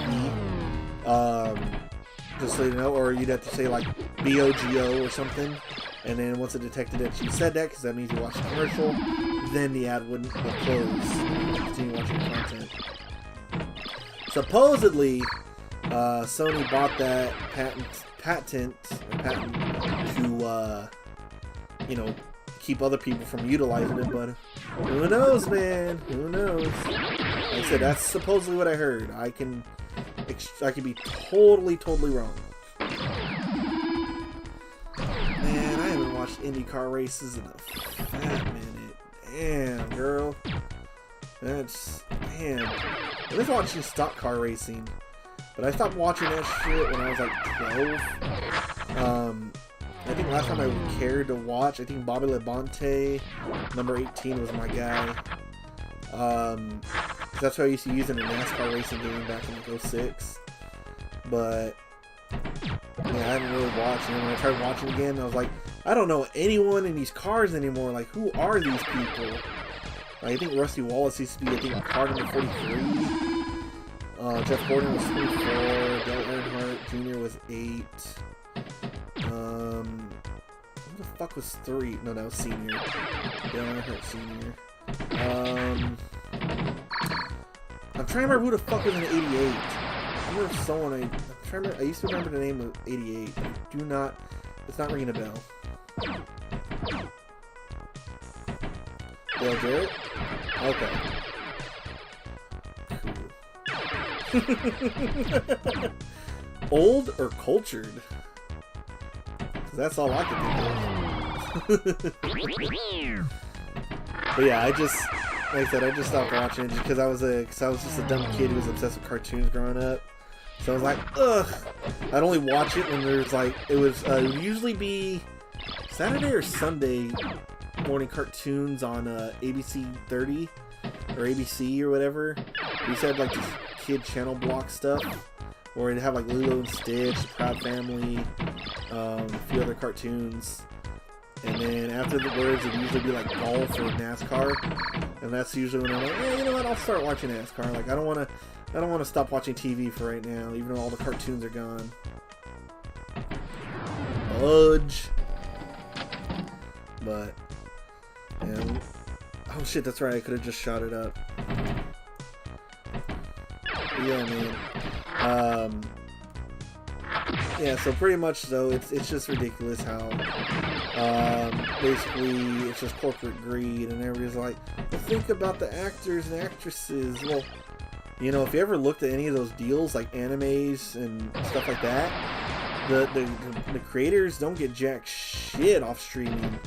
That's what makes me sad. Like, so another thing too is everybody's just like, or you know, a lot of companies are like, they make it to where you can't download the videos, or if you do download them to your device for offline streaming, it's usually encrypted a certain way, or it's set up this way or that way. But a lot of people get annoyed because they'd rather have the physical media, or at least a copy somehow. You know, where it's like legal, like, it's not illegal for you to have a physical backup or a virtual backup of something you already own. Like, let's say you have, I know it's a bad example, basically, because they're always hungry for lawsuits. But like, let's say you got a Nintendo cartridge and you want to back it up in case the cartridge gets damaged, so you have a copy. You're more than welcome to do it for personal use. It's whenever people start sharing it, you know, and spreading online, that's when it's illegal. You know, and the same thing like with the BIOS dump. You know, those are illegal as well. Mother flipper shibby niboo badoo badoo. Alright. Yeah, it's just like there's no that's what I'm trying to get to. There's no physical media really, or option to really buy physical media. Like if there's a show you like watching, gosh dang it. Oh cool. There's no physical media for you to watch or to buy. Like let's say you want to buy a DVD of the latest show you watched on Netflix or Hulu or something. There's not really a physical copy of it. I mean, they have been doing it on some things, which is cool, but not on a lot of things. So that's something that's kind of sucks, because that's revenue right there for people. Because some people are like, I'd like to watch on DVD because there's times I don't have internet, or my old grandpappy or me ma don't know damn how to work a Netflix, but she know how to work a DVD player, so I just set it up for her on that.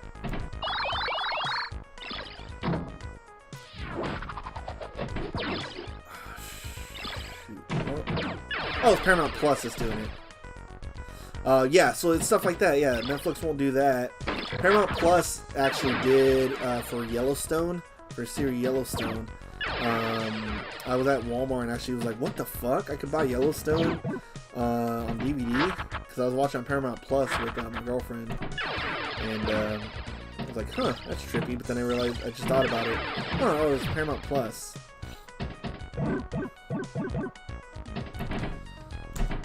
Yeah, and it's stuff like, you know, it's like, oh man, I would love to support this show, you know, and physically buy a copy so I can continue watching and actually give money to, you know, the actual studio by buying a physical copy, but I can't now.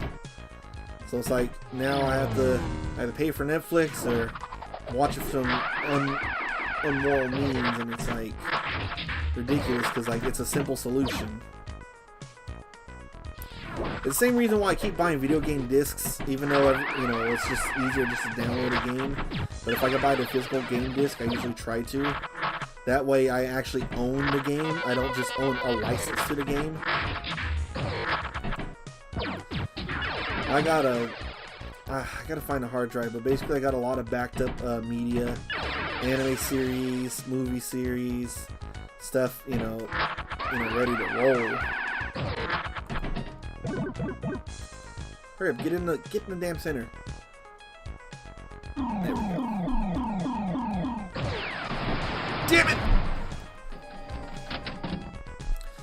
Well, again, there's no point to doing that when there's a physical copy available. You go to your thrift store, even if it's brand new content, you go to your local retail store, and you could buy the VHS, or the DVD, or the cassette, or the CD, you know, and then have it for your own personal collection. You had your own copy.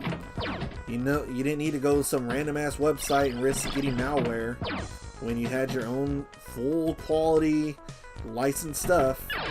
But when a lot of studios have started moving away from physical copies, it makes it difficult.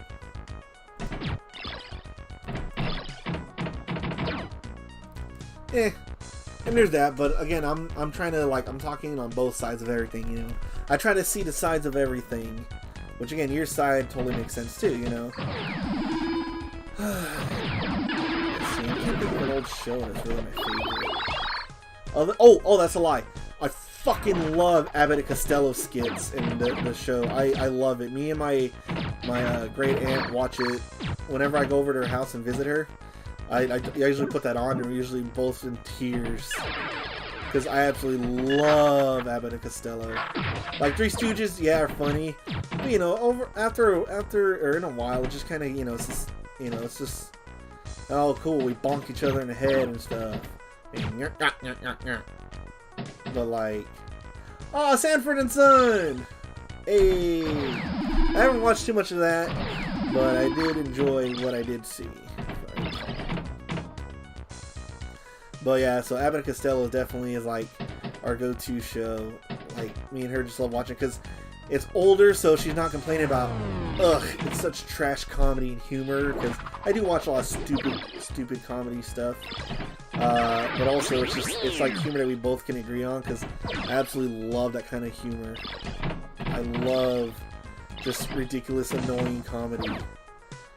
Or like, Costello just trying to be as possibly, like Costello's just trying to be as annoying as possible, and it just cracks me up. Come on, we gotta launch into hyperspace. Damn it, I missed it. Perfect Strangers. I'll look into that.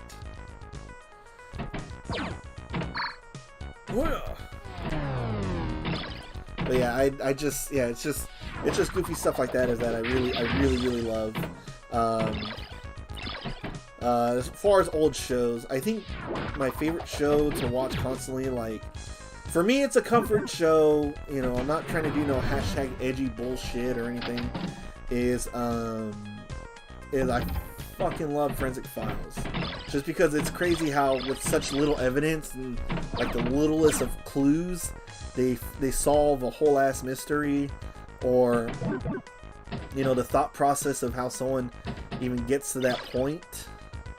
Ah, god damn it. Still can't break 10 million. It was off stream when I broke 10 million and I'm sad, so I can't do it still. We'll put Carlos. There we go.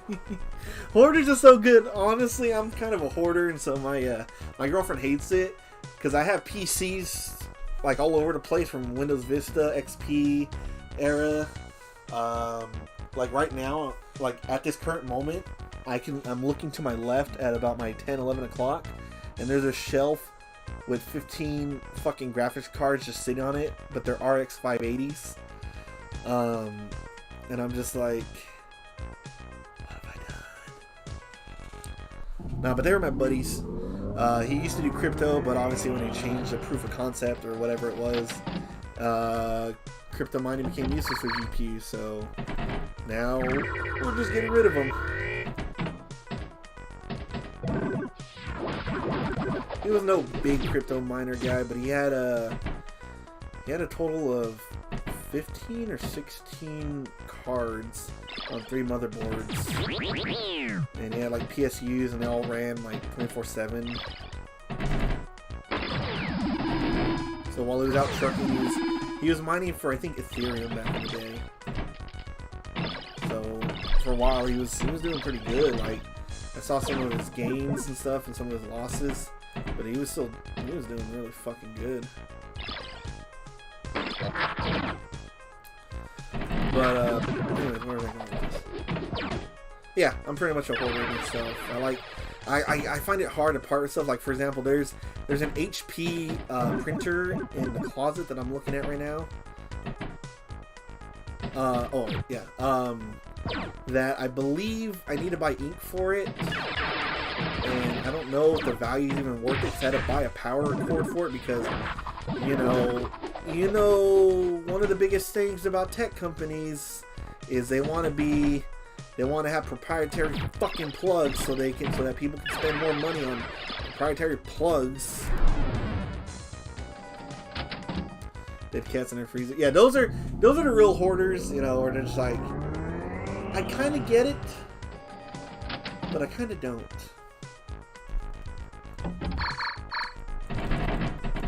I love when I was a kid. I remember watching Training Addiction. I think there was one where a girl talks about liking to dress as a furry. This was before I was really a furry, because I didn't really become a furry or into the furry bullshit until, what was I, 18, 19? What the fuck? 18, 19? Because I was a big old weeb. Like, I was furry animals. Like, ugh, gross. You know, I don't like this. I'm all about them women though. I didn't even care for cat clothes back then. Like, Sango from Inuyasha was my first waifu ever, and she will always have a special place in my heart. But after that, it went to cat girls. And I remember, like, even on Facebook, I was the only one on Facebook that had, because I was kind of grandfathered in to the name. I had Neko Lover as my name. So I was the only one, so you go on like Facebook and type in Neko Lover, and I'd be the only account that popped up. I tested it when I was logged in someone else's account and whatever else, or I typed it in on like a search engine, and yeah, mine was the only account that really popped up. Would be my name, Neko Lover, and then my last name. And I was like, yeah! And then I lost that account in 2016 because someone reported my account because I was arguing with them, and because it wasn't a real name, Facebook's like, we need to see your driver's license to verify your identity to see if you're actually called Neko Lover. And I was like, well, there's gonna be a cold day in hell before I give my fucking driver's license. What the fuck is wrong with you? I am not giving Facebook my fucking driver's license. So I was like, yeah, nah, you can go suck a fuck. So they're like, okay, well, your account's gonna be deactivated until then, and if you don't get verified within these days, you lose your account, or you lose your account forever. And I was like, fuck it, I guess I do. They ain't gonna hold me hostage. Oh please, Daddy Zuck, here's my driver's license number, here's my date of birth, here's my date I got my license, my height, my weight, my address. The feds already know where I live. I don't need to make it that much more easier. Anyways, but yeah, so definitely cat girls, and then furries I didn't really get into, so I started going on 4chan, which was, I think I started my 4chan journey in 2012, I believe. I remember I was in college.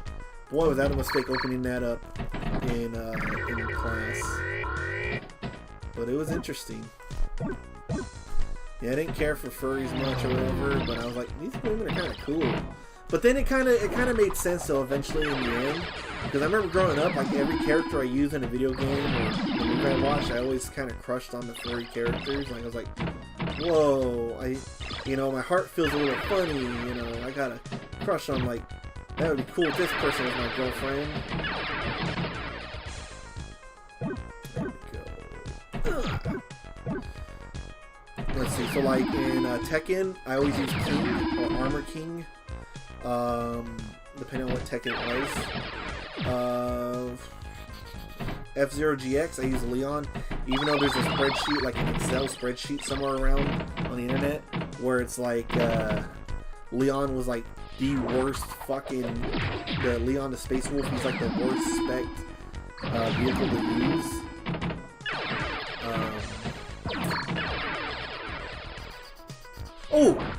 Oh man, I gotta play that. So once I find my copy, I'm probably gonna stream that next.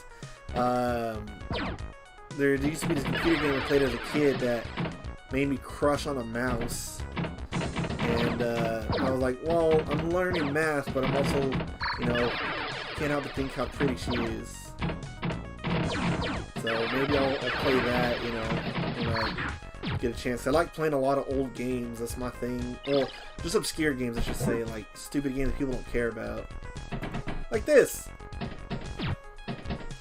But yeah. Anyways, like looking back, there wasn't a chance. There was no hope. It was always going to go this way. What I wasn't expecting was to go the way where I like the furry femboys, twinks, the bara, all that stuff, gynomorph, stuff like that. Like I was not expecting that.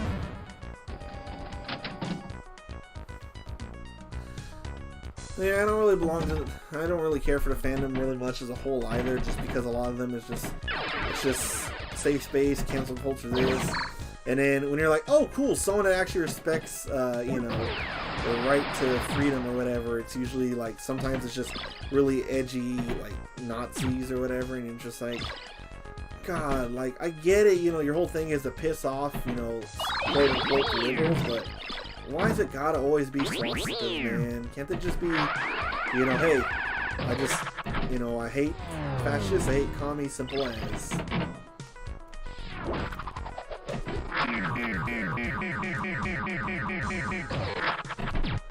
But, well, I mean, there's still some great people. I stopped going on the internet for a while. Like, my Twitter was silent, and then, my Instagram and Facebook were all quiet for a while, just because I had, like, nothing going on. I was really kind of bummed out.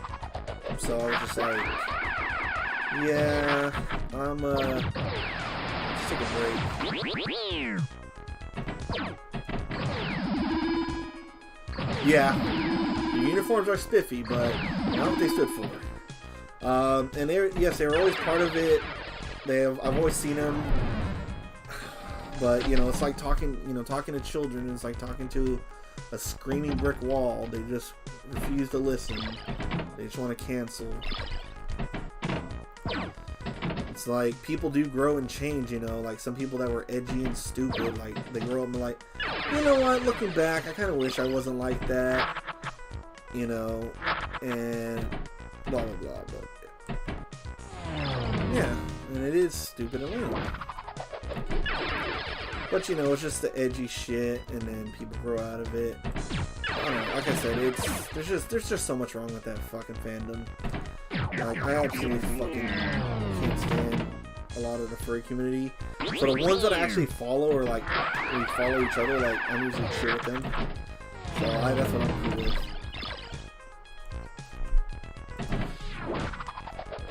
So my biggest thing is, and you know, this is going to be a nice unpopular opinion, especially with the furry community, is the furry cons. You know, some of them don't force mask mandates, and others, like, they don't require proof of vaccination, which I think is fine, because CDC really doesn't care like that anymore. Like, they're like, oh, it's not really necessary. But if the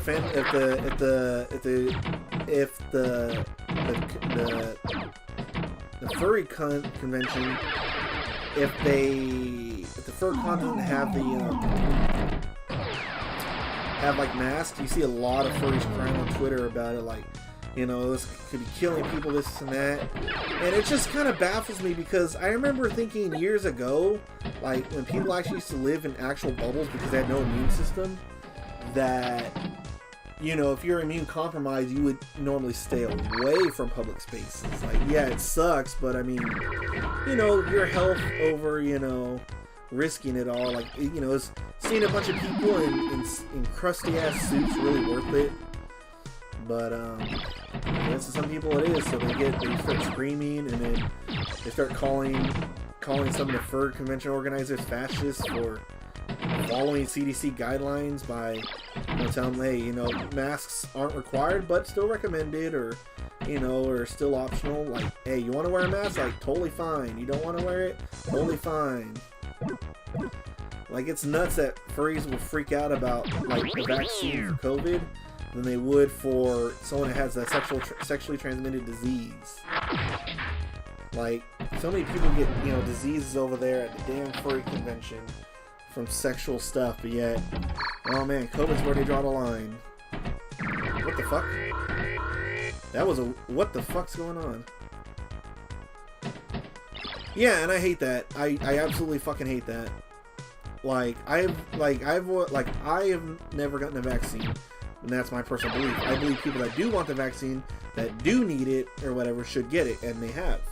Like, I just don't get it. Like, my main thing is, why was everyone pushing the COVID vaccine so hard, but not pushing, like, insulin that's cheap and readily available versus, you know, COVID vaccine? Why is COVID the big name out there. You know, how Pfizer was making billions and billions on it, and Moderna and Johnson & Johnson, and anyway, the whole thing is that, like, people should be able to do what they want to do.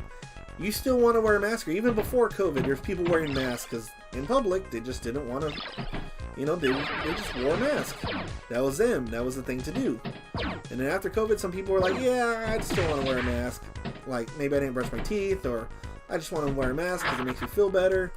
And, you know, nothing wrong with that. You know, there's a whole bunch of studies, left, right, up, down. But in the end, it's your choice. And what I really hate that people are going about it is that, oh, if you don't follow this, then you must be a fascist or a Nazi. Oh, you're all for vaccine mandates? You're a Nazi. Oh, you're pro, you know, you're pro-choice / not you know, choosing a mask. You're a Nazi. It's just ridiculous. And, you know, furry community is all about inclusions nowadays. It's just who can call out who faster and who can hate who faster, you know. And it's always, you always see some shit like, don't follow this person. Hey, I see you're following this person. You should not follow them. You know, I've blocked a couple people that I actually thought were really cool because they did some shit like that in my DMs. Like, sure, it's a person I follow isn't the most savory. I follow them for other reasons. You know, I don't know why you're policing who I can and can't follow. It's just stupid. And in other people too in the furry community, it just drives me nuts. Like, I think the biggest one that still kind of irks me is that whole Peace Wolf character. How they are basically turning religious stuff into sexual deviancy. Like, I think they commissioned recently some artwork with like nuns. And I'm tired of like goth and like emo and like sexual, like dark, like goth sexual themes always having to revolve around nuns. Like, I don't get why Catholicism has to be sexualized like that. Like, I don't get it. Especially someone like her who was like all about, you know, being respectful and religious, and all of a sudden just shitting on it. Like, I don't know, out of spite or something, but like, still, it just doesn't make sense. Yeah, well, as already corrupt as it is, I mean, I'm Catholic, I'm pretty Catholic, but even I'm not oblivious to how some priests get a little excited to, you know, a little handsy with children, and it's kind of disgusting that they literally use a cloak of God to prey on children. It's absolutely disgusting. But, yeah, there's just a lot of, there's people in the fucking furry community that just absolutely drive me bonkers, that are very, very disgusting. Or, you know, honestly, it's not even that big a deal what they do. Like, some people are like, oh my god, this furry liked this type of porn, or this artist, they must be this hateful person, or they must be a liberal, or whatever. And I'm just like, oh my god. Like honestly, the funniest thing, like, I'm honestly surprised. I'm pretty sure I lost a few followers, because if anyone ever looks at my likes, that's more so what my true self comes out, where it's like more of my thoughts on stuff. Because on Twitter, I originally made that account to be for the stream. I had a Twitter from like 2008 that's still alive, that I was using for personal things, but like, I made this my current Twitter, you know, for the stream, but it turned out to actually be cool, and I actually liked using it to talk to people, and it became a whole account on its own. But personally, I still don't feel like being more myself on that account, because it's still connected to the brand I was trying to do, which was, you know, some side for emo. And I still gotta think about setting up, if I ever do more projects, probably get a LLC running. I already got my name picked out, so I'm excited. But yeah, so anyways, I gotta be more reserved on Twitter, but yeah, definitely my likes are reserved. My likes are more me, I guess, in a way, like, not fully mask off, but It's more of me. So sometimes I'll read arguments and debates, and I'll like the comments that I agree with, and not like the ones I disagree with. Sometimes I retweet things that I agree with, whether it be a cute floofy fox or something slightly political. I just try to keep it tame. But on Facebook, fucking I go mess the butts. I used to get banned like once a week on fucking Facebook. I mellowed out nowadays, but yeah, I used to get banned all the fucking time. It was fun.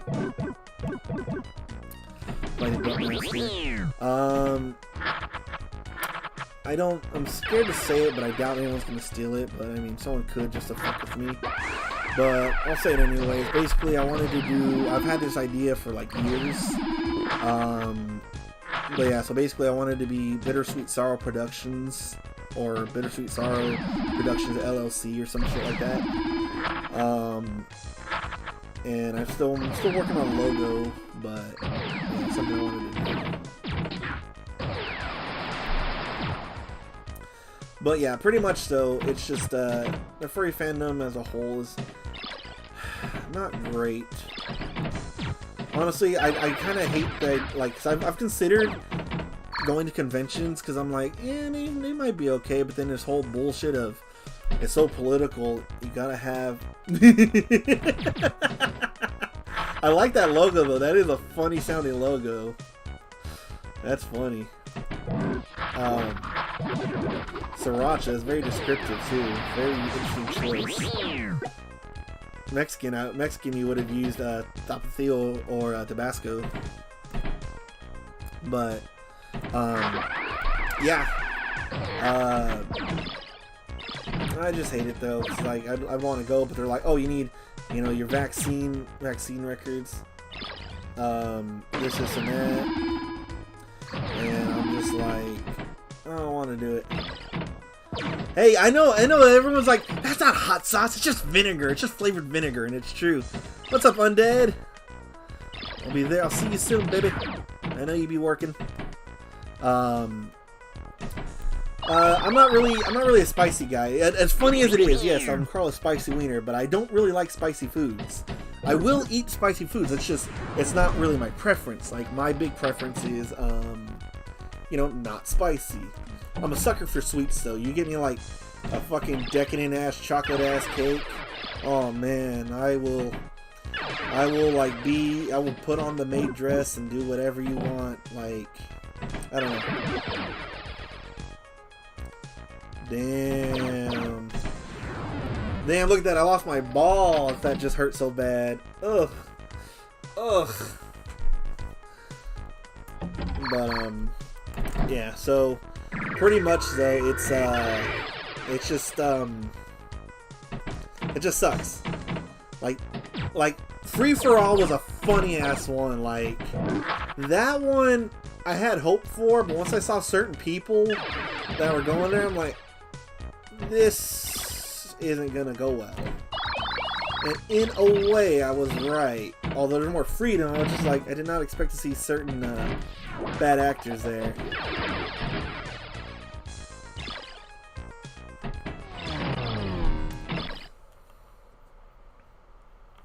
Because they don't like spicy. Wait, what happened to my chat? It didn't pop. It wasn't pop. It's not popping up on stream. Give me a sec. Let me test something real quick. There it goes. That'll pop back up. That was weird. Okay. Oh shit. Yeah. Like I said, I had hope for it. Like I was rooting for it just because I liked the idea of, you didn't have to wear a mask. You didn't have to have vaccine reports. It was go at your own risk, which is how life should be. You are taking a risk. Someone shouldn't have to mitigate the risk for you. You are choosing this. So finally it was giving, responsibility to where it should be, the individual. But instead it just got shitted horribly. Which really sucked, because I had such high hopes for it. But then the whole peace rule thing, and then I think someone named Jason Fox or J Fox something, I don't remember, but there's some like bad actor as well, and it just ruined everything. So I was just like, well, there goes that. Because there's some... Oh, yeah. What furry convention was it? There's one that posts on Twitter a couple weeks ago. It posts on Twitter. No, not Turkey Tom. That's fucking hilarious. Oh, man. Yeah, that's the funny thing about it, was just that person is just... There's a time and a place. Like, there's a time where you just gotta like quit while you're ahead or quit while you're behind, whatever. And he was just like, nah, they're gonna like me. They're gonna like me. I'm gonna force myself in here. And it's like, can you just like read the room? Like, no, thank you. But anyways, yeah, it's just it just made me sad, just because, again, I had such high hopes for it. Like, I was so excited, like, finally, like, this is something that could give us hope. Oh, no, sorry, I lost my track. That's what it was. So, I don't remember what convention it was, but a couple weeks ago. Alright. Bye! I'll see you in a little bit. So, basically, though, oh, yeah, there's a convention saying, per CDC guidelines, masks will not be required, and as long as you had like these boosters or like a vaccine at some point, like, you're okay. Like, you don't need to have proof, you know, that again, masks are optional, this and that. So many people were yelling at the fucking event organizers, holy shit, crying about, we need to wear masks, otherwise the fascists are going to come here. Because the masks are what kept the fascists away, you know, because they don't like wearing masks. And I'm like, what? And then they're just like, and then, like, my biggest thing was people going, I'm immune compromised and I really like going, this sucks. And I'm gonna kind of dispel a little bit of stuff here. Unless it was an N95 masks, the other masks weren't doing shit really, and it's even been scientifically proven that, you know, they allowed COVID particles to go through. True, it stopped water droplets, but it didn't stop the COVID virus itself. Unless it was N95, which was small enough to actually stop, you know, certain particles like that. And a lot of convention centers and public spaces and people would just wear those shitty disposable basic masks and use them for like weeks at a time. And I'm like, those are disposable. Those are supposed to be used for fucking, you know, once, and then you throw them away. But, you know, back when supply chains were fucked, everyone was like, guess we gotta reuse masks. But it was just crazy to see, like, these people were like these immune compromised people are so entitled in that way, like, this sucks, I can't go, or blah blah blah. And I'm like, you shouldn't have, like, really gone in the first place without some other protective gear. Like, I know some people used to walk around in a bubble, like, people joked about that, but, like, that's how they had to live, you know, because they had no immune system, low compromised immune system. Like, it does suck, but you know what, you make do, you persevere. Not everyone needs to bend the knee to you. So yeah, anyways, long story short, it's just funny to see whenever convention centers go, look bro, we don't have the budget for masks, hand sanitizers, and all this other bullshit, like so much of it, and all this special requirements and stuff, like spaces and stuff, and disinfectants. So, you know, basically come at your own risk when people start crying, well now I'm not gonna go. Or the ones that still force a mask mandate, even though CDC's already said there's like no need for it. So again, all in all, it's just a sad political game the furries have become. And I'm just like, bruh, no matter what side you're on, you're just a pure degenerate in the eyes of normal people. Can you just calm down and work together for like 5 fucking seconds?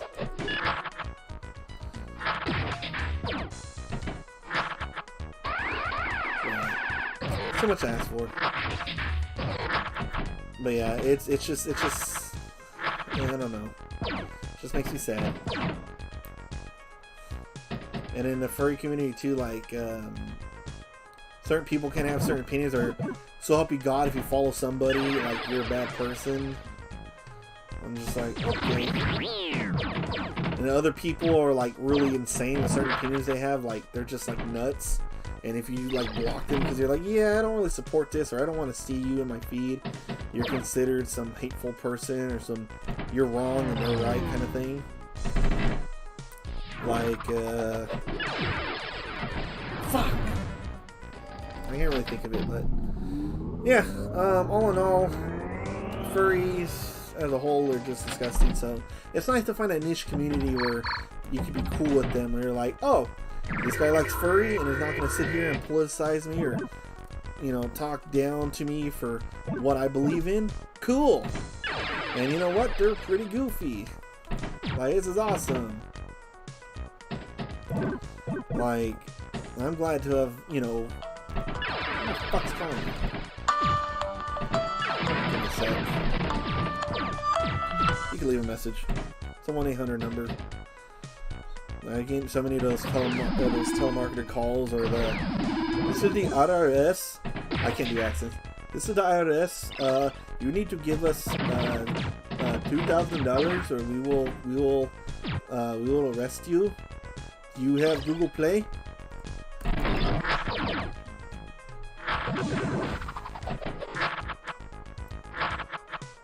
Honestly, sometimes when I'm bored and those calls do show up, I actually answer them. And I'll just sit there and waste as much of their time as I can. Like, I don't do anything elaborately smart, like big brain, like, was it Kip Bogda? What's that? Jim Browning. I don't do any, like, the big brain stuff that those guys do, or whatever. I just sit there and just be like, oh, okay. And then I'll stop talking for a little bit. Oh, did you do it? Oh, yeah, let me get this done. And I just kind of talk to them, ask them how their day's going, this, and that. Oh, they left a voicemail. Okay, there's my visual voicemail. That should tell me what they said, because I believe it transcodes it. Let me see.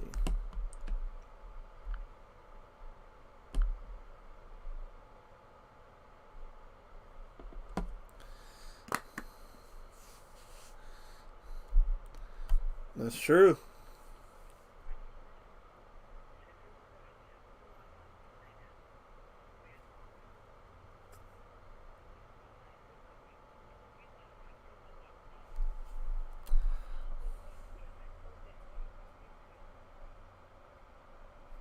God damn it, I was listening.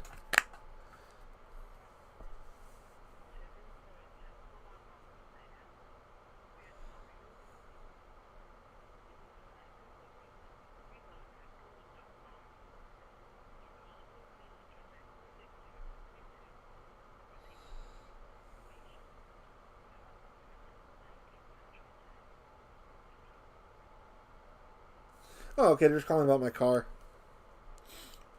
Yeah, I don't care. It was just my parents coming calling about my car. They're like, why haven't you paid us yet? I'm like, because I don't got monies right now. Nah, but I'll have the money real soon, actually, for that. But, yeah, I mean, it could always be, you know, at one time, like, there was actually a story a couple years ago where it was a screenshot, like, someone had taken, where there was someone in Nigeria who had died, and he had, like, millions of dollars, like, saved in his home, and someone was like, damn, you know, if only we'd actually answered that call, you know, or answered that email. Because he actually had, like, just money. Now he's dead. Now the cops are like, oh, he didn't have millions. He only had a couple thousand. Oh, shit. I pushed the wrong button. Oh, fuck. I was supposed to push all the way. God damn it. I fucked up. No!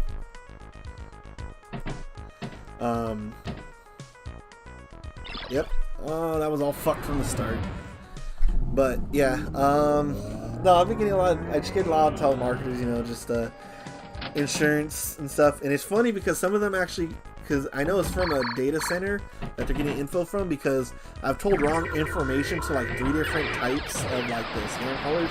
because the ones that call about like extended warranties, I've tested them. Like I told one company one car, another car, and different zip codes, and it's just funny to hear when they're just like when they're like, oh, the Dodge Durango or the Chrysler 300 or the Ford Focus, and I'm just like, oh, so then I kind of know what kind of data center, like what info they have, how old it is, or whatever. My favorite is, I hurt my throat one time, but I was at a rest area with, it was when I was still dating the white woman. Basically, shit, god damn it. So one of those scam call was like, you have won this many nights, this many days stay at this hotel or this resort. And I remember pressing 1, because like press 1 to speak to the agents now, or press 2 to be placed on do not call list, which never fucking worked, by the way. But anyway, they press 1 and they start talking to me and they're like, hello, this is Hilton Hotels or this and that or some bullshit. So I'm talking to them and they were telling me how I won, and I was like, and they're like, I was like, I won? Like, yeah, you have won a trip. And I grabbed the phone, I put it on speaker, and I screamed as loud as I could in my own truck. I think I woke up the trucker next to us. I know my ex was laughing her fucking ass off, but I just started screaming, oh my god, babe, we fucking won, oh my god. After all this time we struggled, after we lost the kids in that car accident, oh my fucking god, finally the good Lord shines upon us. And like, I just start like tearing up, and like my voice started getting shaky, so I'm trying to play into the part, and you know, just like screaming out loud. She's having to cover her mouth because she's laughing so fucking hard. And, you know, I'm just like screaming, and he's like, Sir, I need you to calm down. I need your credit card. I know you're happy, but I need you to listen to me. I need your credit card so we can reserve it, you know, on file, so we can reserve your room. And I just kept screaming the whole time, I heard him, but I was ignoring him. It's just like, whoa, yeah, fuck yeah, like, holy shit, like, I can't believe it, like, we actually won. Like, we actually get to go fucking enjoy a vacation. And, yeah, so, and then eventually he hung up, he got mad. I think he realized that I wasn't ever going to actually talk to him. But I think that was just one of my fondest memories of talking to those fuckers. It's just that, you know, I got to just yell at them and maybe hurt his ears for a little bit.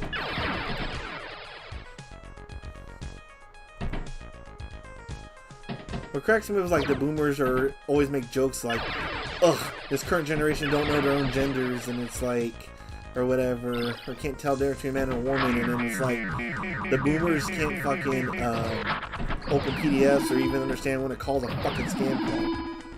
Why would the IRS threaten to call the FBI on you? They would just do it. The IRS don't give no fucks. You ain't paying your taxes? Well, you're gonna go spend some time in a penitentiary. Oh, you opened a lemonade stand as a 9-year-old kid? Did you pay the permit? No? Looks like someone's getting in trouble. Someone's getting audited. I fucking hate the IRS. There's people that legitimately simp for them too. I don't get it. The Federal Reserve and the IRS, we'd be better off without. Same with the quite a bit of 3-letter government agencies, but that's just me.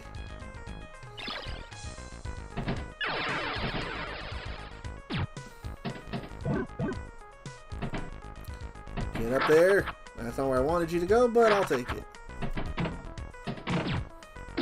You gotta go fuel, man. Damn it. Oh, come the fuck on. Come on. Life is a highway. And I'm gonna give it all. Okay. Well, I'm glad I got a lot of that out of my system. A lot of like stuff that kept like stuck in my head. So I'm kind of at peace with that. Like I kind of feel good. So there's that. What time is it? It's 5:18 over here. Okay. Player 1, shoot again. Oh, I didn't notice I could actually get the bonuses. Damn it. So, recently I've been going to the Nickel Arcade in the town over, and I've been playing the pinball machines there, you know, physical pinball machines. I gotta say, they're not as fun as this. Like, they don't, the bumpers don't seem as responsive as they do like in this game. Like, they just barely bump, and I'm just like, oh, okay. Doesn't seem very fun, you know? Like those side bumpers right here, like those little wedges, hardly do shit. Like it hardly pushes the ball, whereas on this one it really pushes it like that. So I'm just like, where was the? I missed out on when I guess the pinball machines were good, I suppose.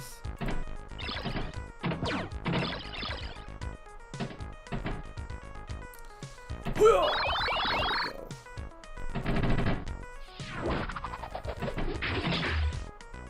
Man, I wouldn't mind opening an arcade.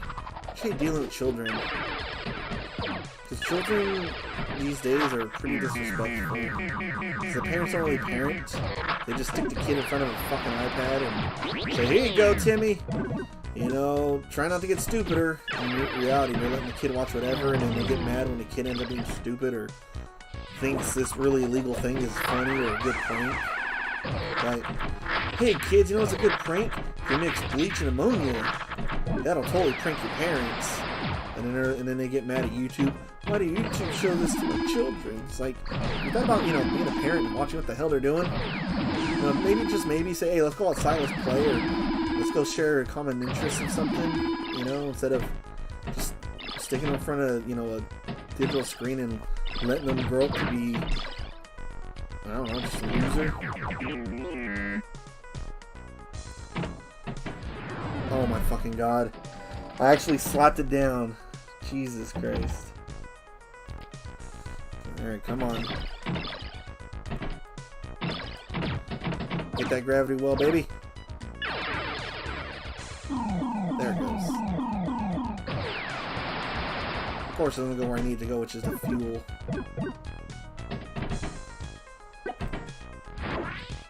Extra ball, let's go! I can't think of anything else to really talk about. I think that shows just how pent up I was, so it was good to talk about a lot of stuff. Also, I'm trying not to talk about too much gloomy stuff again.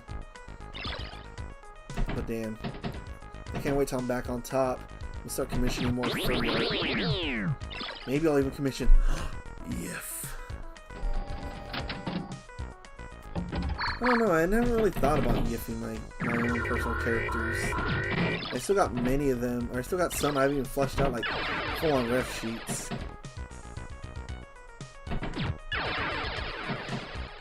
Oh, you changed the system sound effects to the pinball machine to your own thing? That's pretty awesome. You strike me as the kind of girl who likes chiptune. Am I mistaken?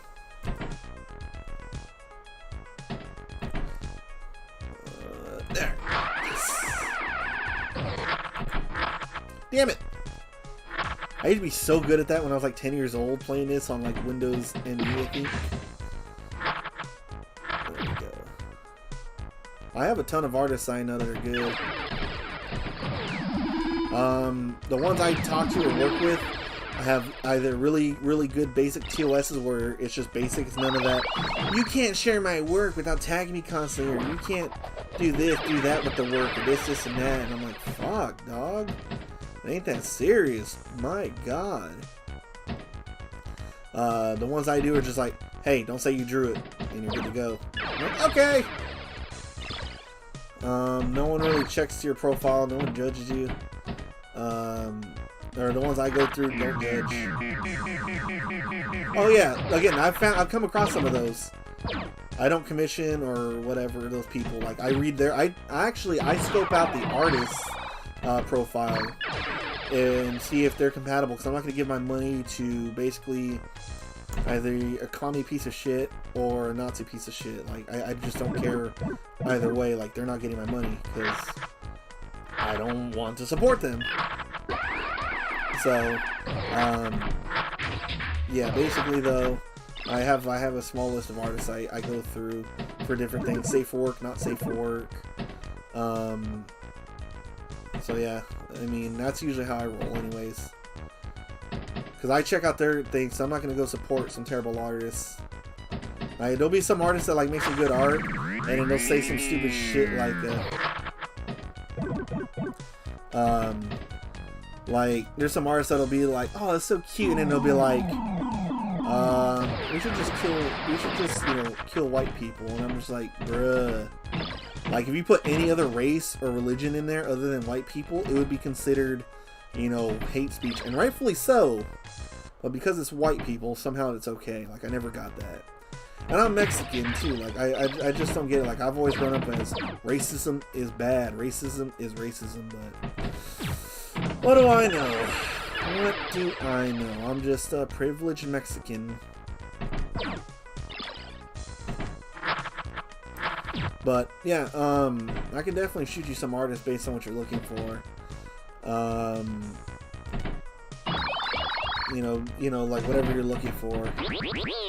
Because you definitely got a cute character, so I like seeing all the different reaction pictures you have of her, so it's pretty entertaining to see.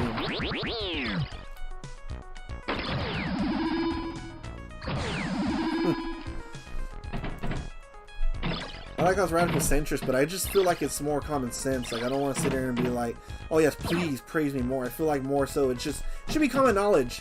Both ideologies are bad, but yet somehow if you hate one, you must side with the other. Like, I really hate this bullshit that it's mainly in America that it comes through, but I really hate that, where it's, oh man, you have to stand on my side. Oh, you hate my side? Oh, you must mean you side with those. Fuck that. But they're so good still. They're still good emotes, so I like them at least. I think they're very pretty. Like I said, I like your character. I've always liked just the theme you've done for her. It is very, very nice. But yeah, it just baffles me. Like, it's just so sad. Like, for example, like when it comes to like American politics, for example, Republicans and Democrats are both gonna screw you over. Like, they're both the same side. They're two sides of the same shit coin. But yet some people are like, my side's better than your side, when the other side will sell you out in a hot second. And then my least favorite month is coming up, which is also my birth month, June, which is pretend to care about LGBT people for a month just so we can move products by all the big corporations. And everybody's just like, we'll change our profile picture in solidarity. Okay, how about like, how about actually donating to a cause? How about actually, supporting them somehow, not just using them as a selling point? Like, for a while, that's what people were doing with Mexicans, and I fucking hated that. I'm just like, oh cool, they're using me as a selling point, or a political bargaining chip. Mexicans are this and that.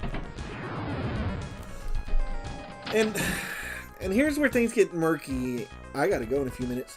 Here's where things get murky too. Is I like capitalism, but I also hate how it's gone off the wire. Like, everything's now manufactured to only last so long, so that it breaks and it's impossible to repair, and it's cheaper to just buy the new product than it is to repair it. And that all these new products are just made obsolete, or there are no more parts, like automobiles, for example. So that's what makes me the most mad about, I guess, capitalism. Like, I love capitalism through and through, because I like the idea that if you start up somehow, you can make it big if you have an idea, and you can turn around and profit, different ways. But I don't like how these big companies just literally just completely just like make the worst products and make them only engineer for so little time and then they break. You know, like old ass tube TVs still last decades later. Like I bet even now there's still some tube TVs still running just fine. You know, I got a flat screen or like a little LED. 5 years later, it's already fucking, the backlight's already broken on it. And then, yeah, exactly. It's always a week after the warranty. They make sure to get that year for legality and, you know, selling reasons. And after that, boom. But that's my thing too. It's just so much fucking bullshit, proprietary bullshit. Like proprietary chargers, I fucking hate. Like I'm so glad that lately, fucking outlets or chargers have become universal now. So for example, like the Switch dock and a lot of cell phones and other things use a Type C, whereas before Nintendo was a big one to do this, where they would have the stupidest fucking designs for a power brick or RCA jacks or coaxial, some bullshit. Like I know Nintendo 64, you had a big fucking brick, but the whole thing that actually powered the system was like in the bottom left or the bottom right corner. It was like a little corner of the whole thing. The GameCube had a special plug that faced a certain way. The Wii also had one that faced a certain way. The Wii U had one that faced a certain way that you couldn't use on the Wii, vice versa. Like, it was stupid. And then, like, the Xbox, my Xbox One X and my PS5 both use an AC plug where, you know, it doesn't matter which way it's twisted. It is what it is. So, I'm just, and then, like, things are becoming Type C's now. Like, everything's kind of, you know, roughly the same plug. So that's what I'm happy about. Like, that would cut down on so much fucking waste. Because I hate the whole idea of having to fucking constantly upgrade. Like, I'm an old man. I like my cars. I like my phones. Once I get used to something, I like to just use it. But no, instead of being able to repair it, no, you gotta buy new things because we make more money if you buy stuff. Fuck building a good product and building a good customer base. They act like they can't just build a car and keep building replacement parts for it, but also, you know, just building upgrades for it. Like, someone wants to upgrade it, cool. If you want to keep OEM, cool. No, it's just, oh, you want that car to still work? Gotta pay some money, buddy. Gotta buy a new car. So, Carlos. So, yeah. But it is 5:31 over here. I unfortunately gotta wrap this up because I have to go pick up my woman from her job. Oh, God, I gotta stretch. Oh.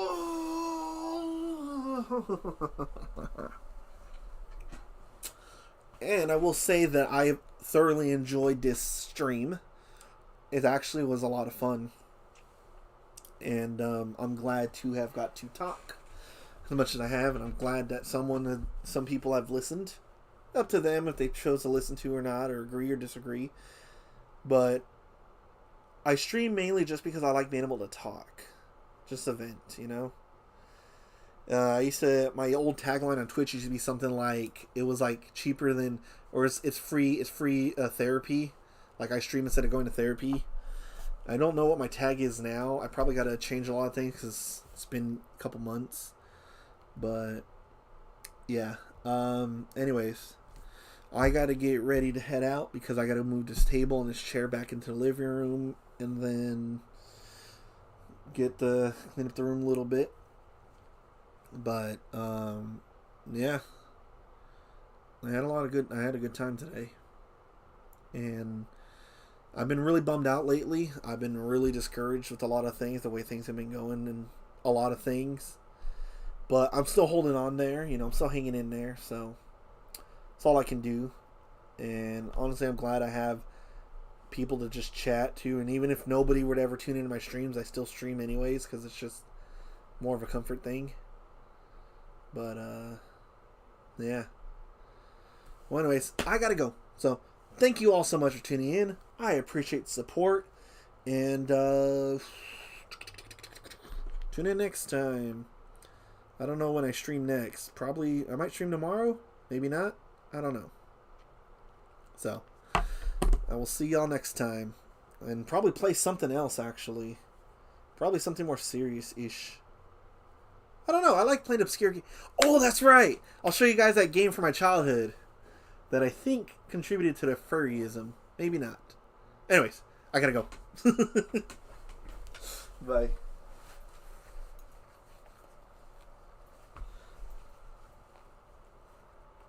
I love having this bungee cord as a belt. You know, people talk shit about a bungee cord as a belt, but I fucking love it. You gotta sit there and fasten your belt. I just take the bungees off and wing.